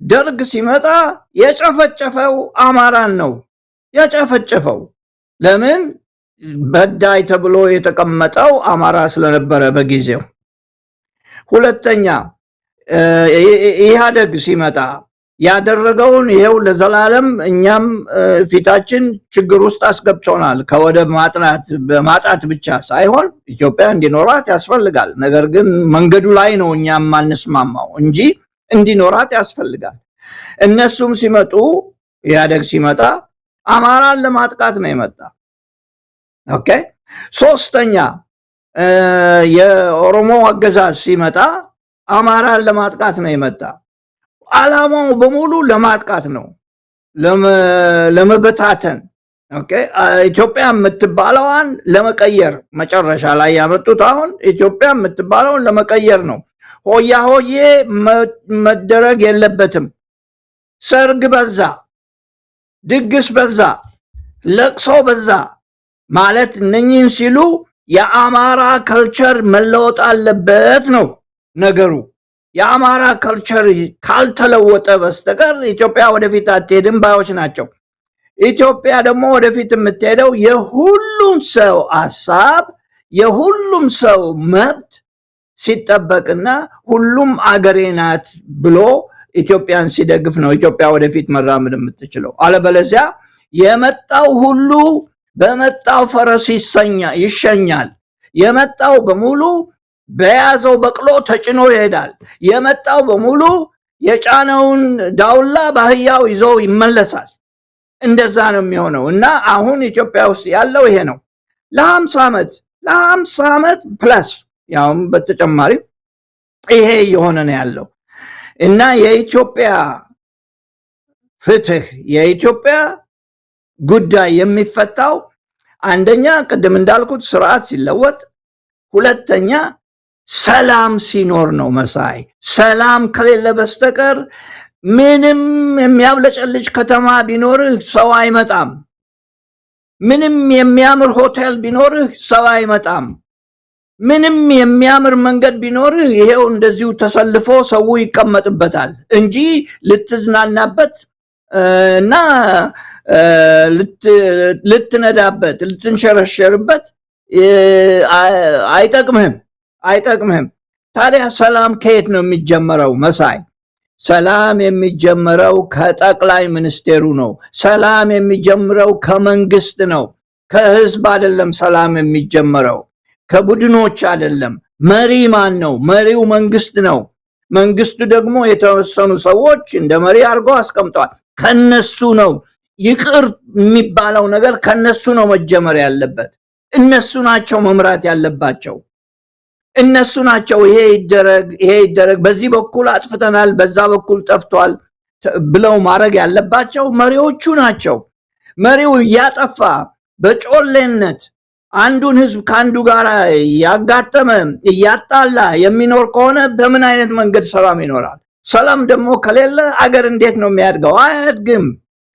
በቀደም ለታ በንግግራችሁ ላይ በጣም ለማስረዳትና ያስረዳችሁት እኔም በጣም የሚደግፈው ምንም ያማረ ሆቴልና ያማረ ሪዞርት ቢኖርህ በቱሪዝም እድገት አይመጣም። ወይንም ደግሞ ግሮት ቲዮሪ እንደሚለው አንድ ኢኮኖሚ በዛ ብቻ ሊያድግ አይችልም። ምክንያቱም እንደዚህ አይነት ጦርነት ሲመጣ ወይንም ረሃብ ሲመጣ ወይንም ዝናብ ሲበዛ ቱሪስት መጪው በሙሉ ቤቱ ነው የሚቀመጠው፣ ይቀራል እና ተነጥሎ ይቀመጣል ማለት ነው እና እንትን የሚያስተማምን አይደለም እና ሰላም ካልመጣ በስተቀር መሳይ የኢትዮጵያ ችግር እየቀጠለ ነው የሚሄደው። ሰላም ደግሞ እንዴት ነው የሚመጣው? ከመንግስት ነው፣ ከመሪው ነው የሚመጣ ሰላም። መሪው ነው ያንን ማዘጋጀት ያለበት። ሰው እንደኔ አይነቱ ምስኪን ነው፣ ምንም ለማድረግ አይችልም፣ ተደማጭነት የለውም። መንግስት ግን ተደማጭነት አለው። ያንን ተደማጭነት ይዞ ሰላምን ቢያመጣ ከነሱ ቢጀመር፣ ከዚያ ደግሞ ሁላችንም ዴሞክራሲ የሚለውን አስተሳሰብ ይዘን ሁላችንም በዴሞክራሲ በእውነት በእኩልነት የምንሰራ ስንሆን ማንኛውም ነገር ሊስተካከል ይችላል እና የቀሩ ነገሮች አሉ። አንደኛ ህዝብ ከአንድ ቦታ ወደ አንድ ቦታ መረማመድ መቻል አለበት። ያ እስካልሆነ ድረስ ሁሉም ጦር ያነሳል፣ ሁሉም ሊዋጋ ዝግጁ ነው ከከለከልከው ማለት ነው። ከዚያም በላይ ደግሞ ጥሩ የአስተዳደር ጉዳይ መኖር አለበት። ኦኬ፣ ጥሩ የአስተዳደር ጉዳይ ከሌለ በስተቀር ሊያምንህ የሚችል የለም፣ ሊቀበልህ የሚችል የለም። ሶስተኛ በህግ መመራት አለበት ሰው። ህግ ስንል ሁሉም በህጉ መሰረት ነው መያዝ ያለበት። ለአንዱ ህጉ ለአንዱ ልዩ ለሌላው ደግሞ ልዩ ከሆነ ታማኝነትን ያጠፋልና እነኚህ ነገሮች ችግር ፈጣሪዎች ናቸው። የኢትዮጵያ ችግሮች እነኚህ ናቸው። እናቃቸዋለን እኮ መሳይ እናቃቸዋለን። ነገር ግን የሚመጡት መሪዎች ለኛ ብቻ ብለው ካሉ፣ ለኔ ወገን ብቻ ካሉ፣ እንዳውም ከዛ አልፎ ለኔ ነው ብቻ ካሉ ችግሩ እየተስፋፋና እያደገ ነው የሚሄደው እንጂ ዴሞክራሲ የሚባል ነገር ኢትዮጵያ ውስጥ አሁን በምንም አይነት ማስታወስም አይገባም። ምርጫ እንኳን መመረጥ እና መምረጥ የማይቻልበት ሁኔታ ዴሞክራሲ ማውራት አይቻልም እና ሁሉም ለማጥቃት ነው የሚመጣ። ለማጥቃት እስከመጣህ ድረስ ሌላው ደግሞ እጥፍ ነው የሚመልስልህ። የትም ቦታ ቢሆን ምንም ትንሽ ብትሆን ምንም ድሃ ብትሆን ለማጥቃት ከመጣህ እንደገና በእጥፍ ይመለስልሃልና ያችን ካላስወገድን በስተቀር ሰላም ካላመጣን በስተቀር እንደዚህ አይነት ችግሮች ሲመጡ እንደ ነዳጅ አይነት ችግሮች ሲመጡ ሁላችንም ተረባርበን የምንረዳበትን መንገድ የምንፈልግበት ዘዴ ሊኖር አይችልም የሚል ሐሳብ ነው ያለኝ እኔ መሳይ። እንደው ፕሮፌሰር ተሾመ በአንድም ይሁን በሌላ መልሰውታል፣ ግን እንደው በደንብ ተመልካቾች የሆነ ነገር ይዘው እንዲቀሩ በሚል ነው። ስለዚህ አገዛዙ የመፍትሄ አካል አይደለም፣ የችግሩ አካል ነው። መፍትሄ ማምጣት እንደማይችልም አይው ቀደም ሲል የሁለት ፎቶግራፎች ወግ በሚል ባሳየነው ላይ በዚህ ወቅት እንኳን እንዲህ አይነት በጣም የተለጠጡ ወጪ የሚያባክን እንዲህ አይነት የምርጫ ቅስቀሳ የሚታተመው ቲሸርት እኮ ለጉድ ነው የሚታተመው፣ ኮፍያ በየቦታው የምርጫ ቅስቀሳ ተብሎ የሚወጣው ድግስ ቃላትም ምንም ሂሳቡም የሚገልጸው አይደለም። ታዲያ ይሄ አገዛዝ በዚህ ወቅት ላይ እንኳን እነዚህ ነገሮችን ከራሱ መጀመር ያልቻለ አገዛዝ መሆኑን እያወቅን ከዚህ አገዛዝ ምንድነው መፍትሄ የምንጠብቀው? እውነት ለመናገር አሁንም ሰላም ያምጣ እንላለን። ከዚህ አገዛዝ ሰላምማ ማምጣት አይችልም። አብይ አህመድ በስልጣን ላይ መቆየት የሚችለው ጦርነት ካለ ብቻ ነው። የጦርነት መሪ ሆኖ መቀጠል ነው ሰበብ ምክንያት እያደረገ ጦርነት ይህንን እየቀፈቀፈ መኖር የሚችል ሰው ነው። ይህንን ነገር ግን የሆነ ቦታ ላይ ማስቆም አለብን። ከአብይ አህመድ መፍትሄ የምንጠብቅ ከሆነ መፍትሄው መቼም አይገኝም ነው። ስለዚህ ታዲያ ማን ነው መፍትሄውን የሚሰጠው? ማን ነው? እዚህ ላይ ህዝብ ዝም ብሎ አንጋጦ ከቤተ መንግስት የሚመጣ መፍትሄ እየጠበቀ ካለ መቼም አያገኘውም። ከእንደገና ሌላ አደጋ ኢትዮጵያ ትገባለች። ስለዚህ ህዝብም ኃላፊነት አለበት። አሁን ደጃፉ ድረስ ደርሷል። ደጃፉ የደረሰ ህዝብ በተለያዩ የዓለም ክፍሎች እያየን እኮ ነው። 10 ሳንቲም ነዳጅ ላይ ሲጨምር እንዴት አደባባይ ወጥተው መንግስትን እንደሚያንቀጠቅጡ።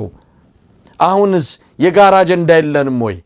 ከብሔርና ከሃይማኖት የተሻገረ አጀንዳ እየመጣብን እኮ ነው። ብንሸሸውም ተከትሎን ጓዳችን እየገባ ነው። እንዴት እንሽሸው? የት እንግባ? ሸሽተንስ የት እንደርሳለን? ስለዚህ አሁን ይሄ ህዝቡ ጋር ያለው ነገር ማያመልጥበት ማይሸሽበት የጋራ አጀንዳ ከደጃፉ መጥቷልና መንግስትን ወደ ጎን አድርጎ ህዝቡ በእርግጥ የከባድ ጥያቄ ነው ማነሳው። ነገር ግን ከዛ ውጪ ምርጫ የለንም። ሀገር ናት፣ መቀጠል አለባት የሁላችንም። እዚህ ላይ እንደው አጭር አስተያየት ቢሰጡበት ደስ ይለኛል። በአንድም ይሁን በሌላ ተናግረውት ሊሆን ይችላል። ግን እንደው እዚህ ላይ በደንብ አተኩረው የሆነ ነገር ቢሉ ፕሮፌሰር ተሾመ። አዎ የራስን ጥቅም ለማሳደግ ብቻ የሚሰራ ስራ ዘላቂነት የለውም። በጠቅላላው የራስን ጥቅም ብቻ ለማድረግ የሚሰራ ስራ ጠቃሚነት የለውም። በምን አይነት መንገድ ነው ይሄን የምለው? አንድ ድርጅት እንበል እቃ ሸጦ ትርፍ የሚያተርፍ ነው እንበል። ያ ድርጅት እቃውን ሸጦ ትርፍ ሲያተርፍ የሚሸጠው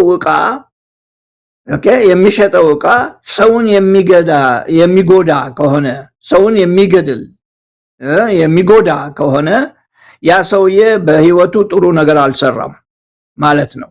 ትርፍ አግኝቷል፣ ነገር ግን ጥሩ ነገር አልሰራም።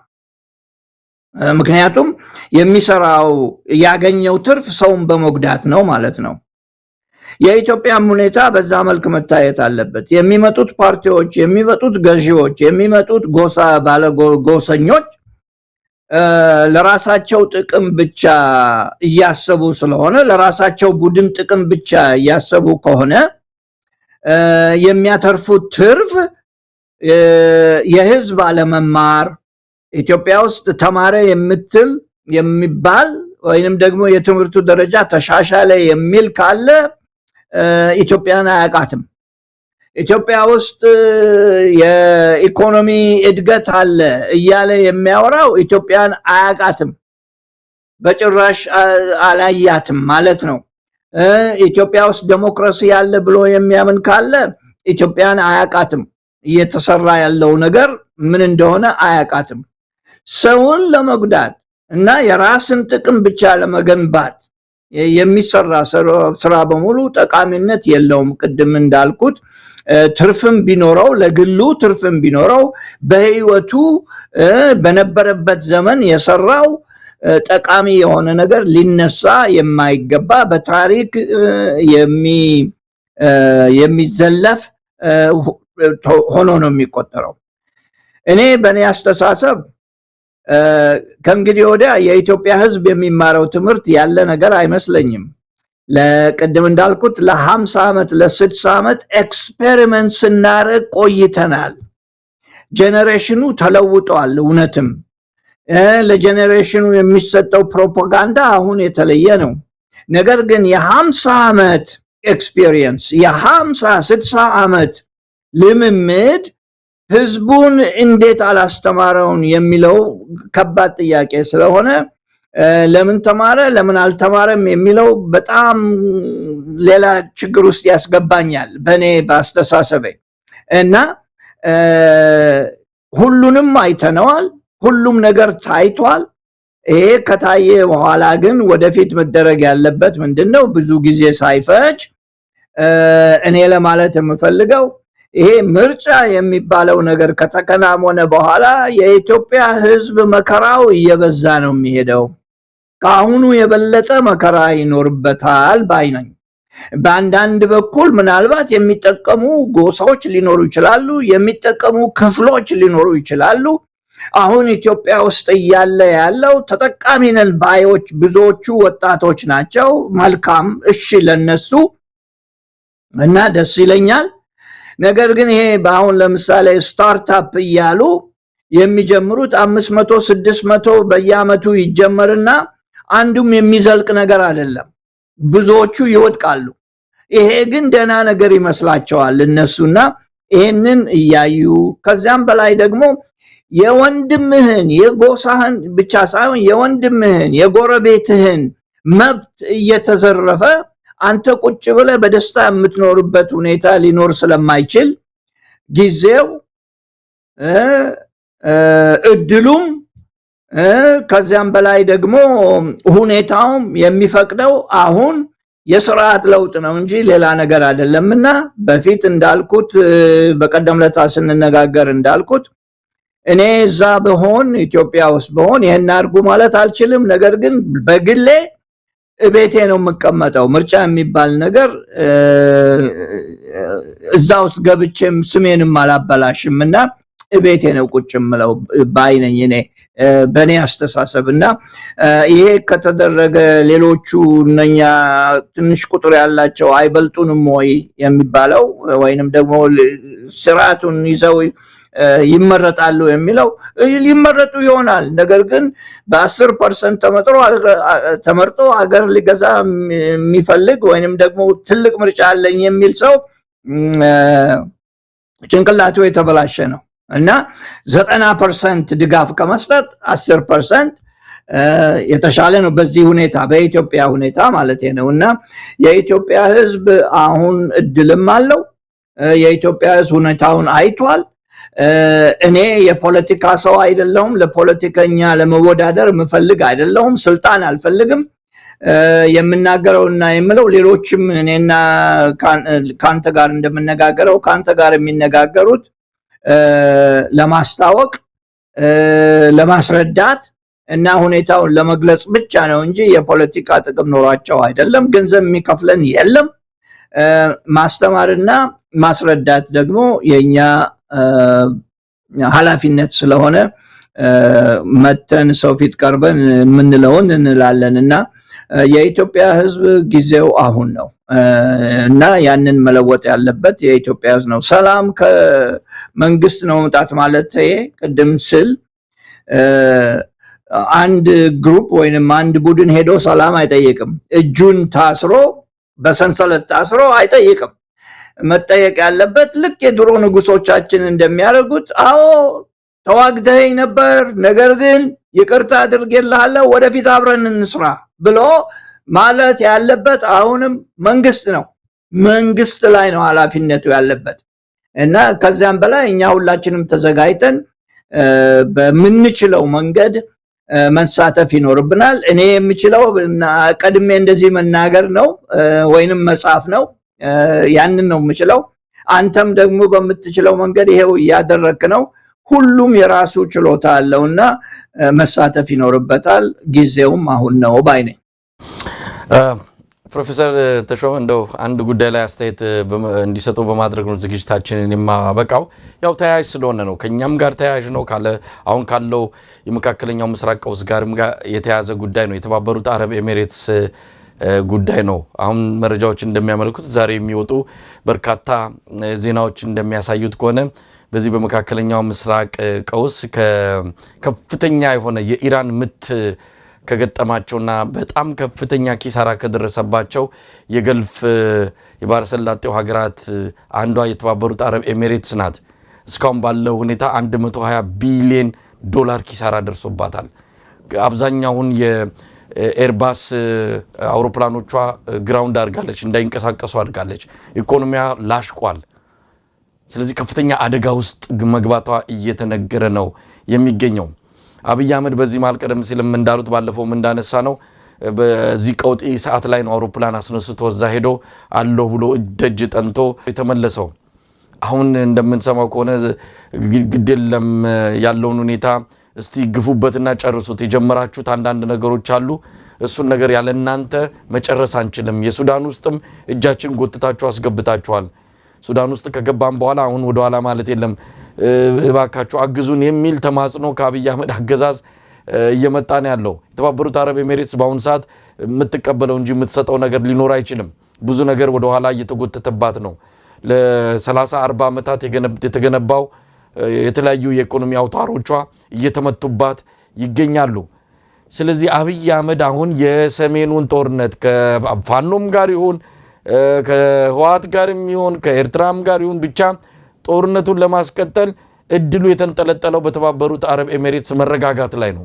የተባበሩት አረብ ኤሚሬትስ ካልተረጋጋች፣ የሆኑ ሳንቲሞች ካልሰጠች፣ የሆኑ ድጋፎች ካላደረገች አብይ አህመድ የጦርነት ቆሌው ተሰብስቦ አፈር ውስጥ መግባቱ አይቀርም። ስለዚህ ምን ልናይ እንችላለን? አንዳንድ ጊዜ ሳይደግስ አይጣላም ይባላል ፕሮፌሰር ተሾመ። አንዳንዴ ለምን የመጣ ለምንም ይተርፋል። የተባበሩት አረብ ኤሚሬትስ ላይ እየዘነበ ያለው እሳት ኢትዮጵያ ላይ ምናልባት የድል በር እየከፈተ ሊሆን ይችላል። የጦርነትን እንትን ሊያስቆም ይችላል። ስለዚህ አንዳንዴ እሰየው ማለት በጣም ከባድ ነው። ግን ደግሞ ምን እናድርግ? ይቺ ሀገር ነች የኢትዮጵያን ቀውስ እያቀጣጠለች ያለችው አብይን በገንዘብም በጦር መሳሪያም እየረዳች። የአብይ አህመድ የጦርነት ልክፍት አብሮ ከተባበሩት አረብ ኤሚሬትስ መዳከም ጋር ሊዳከም ይችል ይሆን? እንጠብቅ፣ ተስፋ እናድርግ። አይ በትንሹ ይህንን 126 ምናምን ቢሊዮን እንዳጡ ትንሽ ሰምቼ ነበረ ዛሬ ጠዋት። በትንሹ ግን ዩኤኢ ወይንም ደግሞ የተባበሩት አረብ ኤሚሬት በፊት እንደነበራት ገንዘብ ለመርጨት የምትችል አይመስለኝም። በጊዜው የነሱ ዋና ገቢ አንተ እንደምታውቀው በደንብ ከነዳጅ አይደለም። ዋና ገቢያቸው ከማኒፋክቸሪንግ እንትን ይሄ የቱሪዝም ፋይናንሻል በሆነ ነገር ላይ ነው የተመሰረተ። እነኚህ ደግሞ አላፊ ነገሮች ናቸው። አንድ ምሳሌ ልስጥህ። ከነሱ በፊት ከተባበሩት አረብ ኤሚሬት በፊት ሌባኖን የምትባል ሀገር ነበረች። ቤይሩት ትልቋ የመካከለኛው ምስራቅ ከተማ ነበረች። መልካም ከተማ፣ ስልጣኔ የነበረባት፣ ሰው ፈረንሳይኛም እንግሊዝኛም ጣሊያንኛም የሚነጋገርባት ከአረብኛ ጨምሮ ብዙ አይነት የእምነት ጉዳዮች የነበሩባት፣ አብረው በሰላም የሚኖሩባት አገር ነበረች እና ያ ሁሉ ጠፍቶ ውድም ብሎ ሲቀር ነው ዩናይትድ አረብ ኤሚሬትስ እንዳልከው የቱሪስት ዋና ከተማ የሆነችው። አሁን ያ ሁሉ እየቀረ ነው። ያ ሁሉ እየተመታባት እየደከመ ነው እና ሆቴሉም ምኑም ያለው 126 ቢሊዮን ብር ያህል ኪሳራ ገብታለች። እነሱ ይህም ይሁን እንጂ ከተማዋን እንደገና ጠግነው እስካላስቀመጡ ድረስ ምናልባትም ሌላ ተቀናቃኝ ከተማ ካልተነሳ በስተቀር በሌላ በኩል ደግሞ ሳውዲ አረቢያ እነሱን የማይወዱበት ሁኔታ ስለተፈጠረ ቅድም ጠቁሜልህ ነበረ። ሳውዲ አረቢያ፣ ፓኪስታን፣ ግብፅ እና ቱርክ ጥምረት መፍጠራቸውን ይሄ እነሱን ወደ ጎን ለማስቀመጥ ነው። ሳውዲ አረቢያ አንድ ካለመችው ዓላማ አንዱ የተባበሩት አረብ ኤሚሬትስን ልክ ለማስገባት ነው። ያንንም እየሞከሩ ነው እና ወደፊት ይሄ ምን ያደርጋል የሚለው እንደፈለጉት ገንዘብ ቼክ የሚጽፉበት ሁኔታ ላይኖር ይችላል። ነገር ግን መሳይ እስካሁን ድረስ ብዙ ችግር ውስጥ ከተውናል። በእኔ አስተሳሰብ በአንድ በኩል ከሱዳኖች ጋር አጣልተውናል። ምክንያቱም ስለወገንን ድሮ ወግነን አናቅም ነበር። ተባባሉ የፈለገውኑ እንዳውም አስታራቂ ነበርን። አሁን ግን ስለወገንን ከነሱም ጋር ትንሽ ተቀያይመናል። ከዚያም በላይ ደግሞ በሌሎች ነገሮች የተነሳ ትዕዛዙን የሚሰጡ ልክ ትዕዛዝ እንደሚሰጠው አይነት ሀገር ነው የሆነው። ለነሱ መከታተያ ለመሆን የነሱ ምንድነው የሚባለው ተወካይ ሆነን እየሰራን ያለው። አንዳንድ ጥቅም ነገሮችም ቢኖሩት ከተማውንም እንድናዳብር ስለረዱን ምናምን እነኚህ ሁሉ ጥቅሞች ናቸው። ነገር ግን ማድረግ ያለብህ ምንድነው ከጥቅሙ ጉዳቱ ይበዛል ብለህ መመዘን አለብህ። ያንን መመዘም አልቻሉም በጊዜው። በዚህ የተነሳ ነው ቀጥታ በጦርነት መካከል ሁለት ጀግኖች ሁለት ትልቅ አገሮች ሲጣሉ ተነስተው ሄደው ከጥቅሙ ጉዳቱ የሚበዛ ከሆነ ተወት ማድረግ አስፈላጊ ነበርና ወደፊት ለጠየቀው ጥያቄ ወደፊት ምን ያህል ጥቅም ይሰጡናል በምን አይነት መንገድ ከነሱ ጋር እንረዳዳለን የሚለው ጥያቄ እንደተቀመጠ ሆኖ እንዳለፈው ልነግርህ የምችለው ነው ምንድነው እንዳለፈው ሊሆን አይችልም በምንም አይነት ሊሆን አይችልም የነሱም አቅም እየወረደ ሌሎች ተቀናቃኝ ኃይሎች ደግሞ የበረቱ ሲሄዱ ምርጫ ማድረግ አለበት ደግነቱ የፖለቲካ ነገር በየሳምንቱ ሊለወጥ ስለሚችል ተነስተ ነገ ብትለውጠው ብዙ ሰው የሚያመርብህ የለምና በዚህ ጉዳይ ላይ ለማለት የምችለው እንዳለፈው ሊሆን አይችልም የሚል ነገር አለ ከዛም በላይ መሳይ የነሱ እርዳታ ኤክስፖርት ልናደርገው በምንችለው ነገር ላይ አይደለም መሳይ ኤክስፖርት ልናደርገው በምንችለው ነገር ላይ አይደለም መሳሪያ ሲመጣ መሳሪያውን ገልብጠን ሰርተን ወደ ሌላ ሀገር ኤክስፖርት አናደርግም ኦኬ ቱሪዝም ቢሆን ቱሪዝም ኤክስፖርት የሚደረግ አይደለም እስከዚህ ድረስ ብዙ ጊዜ ሰው መጥቶ በልቶ ጠጥቶ ይሄዳል ገንዘብ አስቀምጦ ነው የሚሄደውና በኢኮኖሚክ አስተሳሰብ የሚያባዛ የሀብት ፍጥረት ሊኖር አይችልም በዛ የተነሳና ችግሩ ማኒፋክቸሪንግ ረድተውም ቢሆን እነሱ ጋር ይሰሩ የነበሩ ብዙ ነገሮች ይሰራሉ 10 ሚሊዮን የውጭ ዜጎች የሚኖሩባት ሀገር ነች ያንን ግማሹን ወደኛ አስቀምጠው ቢሆን ኖሮ ትልቅ ጥቅም አለው ባይነኝ ነገር ግን ያ ሁሉ የሆነ አይደለም ያም እየተለወጠ ነው ለማለት ነው መሳይ ፕሮፌሰር ተሾመ በእውነት በጣም ነው የማመሰግነው እንግዲህ ብዙ ነገሮችን አነሳን ዋናው የወቅቱ የነዳጅ ጥረት የነዳጅ ዓለም አቀፍ አደጋ ያመጣው በኢትዮጵያ ላይ ተጽዕኖን በተመለከተ በሰፊው የተገናኘ ነው ምናልባት ፖለቲካውንም ሁሉንም አንስተን የምንነጋገርበት አንድ ሌላ ዝግጅት ደግሞ በቅርቡ እንደሚኖረን ተስፋ አደርጋለሁ ለዛሬው ለነበረን ቆይታ በአንከር ሚዲያ ታዳሚዎች ስም ከልብ ነው ማመሰግነው ፕሮፌሰር ተሾመ እኔም እንደዛው ደስታው የኔ ነው አመሰግናለሁ መሳይ ደህና አምሽ